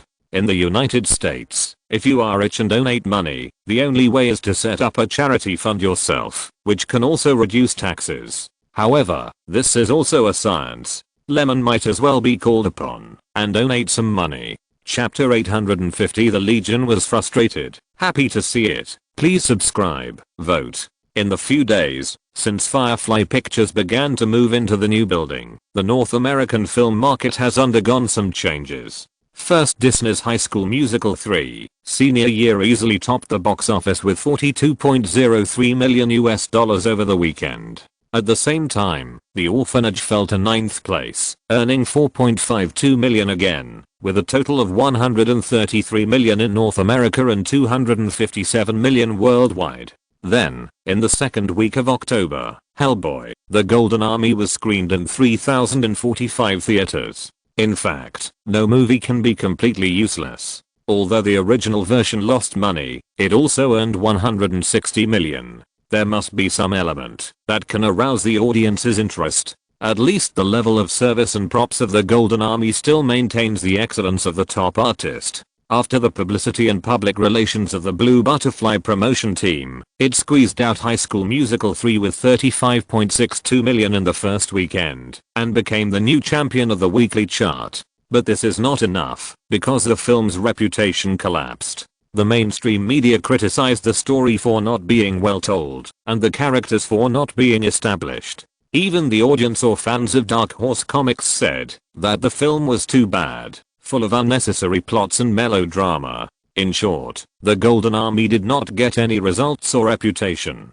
The only thing it was praised for was the harmonious beauty of the picture. The Rotten Tomatoes score of 46% was rotten from the beginning, which was basically objective. In Lyman's opinion, the reason why this movie was not popular in the market was not only because there were too many characters, which led to the fragmentation of the plot, but also because the audience had a certain degree of aesthetic fatigue of special effects movies for these dark superhero movies. You know, before 2004, the mainstream superheroes were mainly medium-cost non-great and glorious characters. But whether it was Daredevil, Ghost Rider, Blade or Hellboy series, action special effects accounted for a large proportion, and they did not care about how to package the heroes. But the audience has watched too many blockbusters. The era when audiences would buy into the movies, as long as there were spectacles and special effects, has gradually passed. In addition to special effects, audiences have begun to pay attention to the story content of the movie. This is a key reason why the Blade trilogy, which has a relatively solid story and character creation, has made a profit, while Ghost Rider, Daredevil and the Golden Army have suffered from word-of-mouth failures and box office failures that are lower than expected. In addition, starting with Iron Man, Marvel, after Lyman took over, began to pay attention to the value of hype and built the Marvel Cinematic Universe through one single movie after another. Each movie has common story element, plot settings and character inclusions, and uses characters and suspense to connect the entire story logic, which is unprecedented in Hollywood. Of course, the effective linkage is not so obvious at this time, but it also makes the audience and fans begin to look forward to and discuss the Easter eggs buried in the film and the future development of movies, which is also a kind of momentum.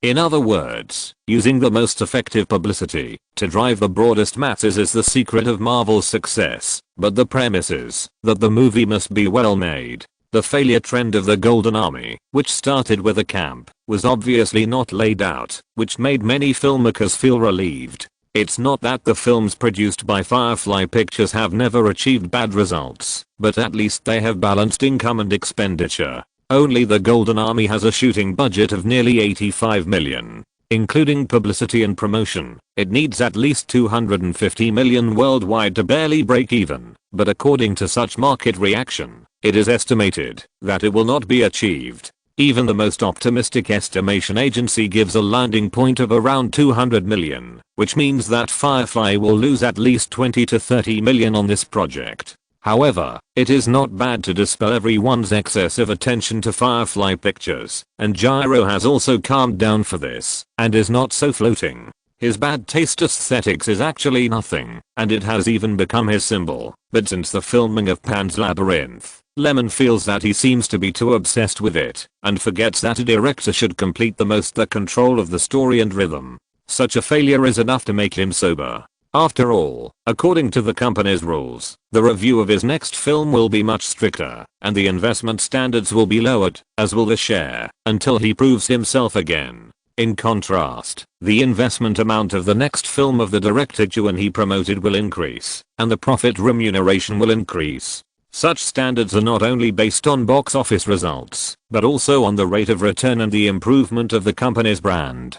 For the latter, Lyman encourages co-directors to shoot art films and then compete for awards. The value contained in excellent art films is actually not as low as everyone imagines. In the office of the new Firefly building, Assistant Metz is reporting some itinerary arrangements. After purchasing the building and investing in clothing, the company's working capital has shrunk a lot. In addition, the project output is not enough, So he started looking for new productions. For example, the second part of Museum has been decided, and the second part of Twilight will be developed next year. Blue Butterfly Pictures has also taken over the distribution business of other studios. Has Goldsman contacted me? Hearing the assistant's affirmative answer, Lemon thought for a moment and asked, did he say what it was? Boss, have you forgotten that he is in charge of the script for the I'm Legend project? He is also the producer of this film. He called because he has conceived the script and wants to talk about the filming. You promised him that when you bought the copyright. Oh, I remember that. I'm a Hero was released in 2007, and I'm Legend was released in 2009. It is indeed time to start filming now. Otherwise, if you delay it any longer, the fan base you have accumulated with great difficulty will be lost. Moreover, when the president took office, the life of black people was indeed a little better. Although it did not reach the level he promised in his speech. Everyone knows that speeches are a necessary means for every politician. Whoever takes it seriously is a fool. But this is a good opportunity. Think about it. When enthusiasm is high, launching a first-line blockbuster starring black people, and with the market foundation laid by the first 2 zombie movies, what kind of box office potential can it have? At least, it should not be worse than the novel movie adapted from the copyright. To be honest, the opening of One Man and One Dog is actually very interesting, and the identity of the protagonist studying viruses is also very dramatic. At least the film focuses on a survivor and uses the first half of the film to show the life of a normal person trying to preserve the collapsed human society, exercising, hunting, playing golf, watching DVDs, doing stand-up comedy in extremely lonely social places, and worrying about how to chat up with beauties. More importantly, the freedom revealed in the first half is based on extremely painful losses. The whole world has been occupied by zombies, and those zombies are evolving. As for the second half, it is pure messing, making it neither fish nor fowl. Call him back, and say I'll be there later. By the way, I agreed to Director Roach's conditions, and let Brian be responsible for the preparations of the crew. The first night at the museum swept 400 million worldwide. It is inevitable that director Joe Roach will get a salary increase. It is impossible not to mention it. Even the entire creative team will increase the budget due to the salary increase. There is no way. Even if a long-term contract is signed, it does not mean that the investment will be less, but it means that the increase will not be so exaggerated. There is a limit. 2 years later, when this play is launched, the director will take 9 million, the leading actor Stiller will take 15 million, and the other supporting actors will take 5 million together. In other words, without doing anything, 29 million will be paid first, and the budget expenditure of the second part is 170 million, which is more than 40 million higher than the first part. Fortunately, these investments do not involve the sharing of profits from other channels. This is the constraint of long-term contracts. Otherwise, the main creators would have called out the model standard of box office plus project income long ago, such as 1+1, 10 million basic salary plus 10% of North American box office income, or directly request a fine sharing, which are always for actors to increase their salaries. Many people only see that mainland stars are very expensive, but they don't know that Hollywood has been playing this way for decades. In the future, the 2+2 model will be very common. 20 million plus 20% of the global all North American share. In this way, it is easy to get a salary of over 50 million US dollars, and it is not a dream to earn over 100 million yuan. If you convert it, you will find that it is also several hundred million yuan. To put it more directly, the capital dares to invest so much because they believe they can gain more, and it is worth the money. End of this chapter. Thank you very much for reaching the end. Don't forget to like. Looking for more exclusive content and immediate access? Subscribe to our Patreon. Remember, every like, subscription, or donation encourages us to continue. Thanks to everyone. See you in the next video.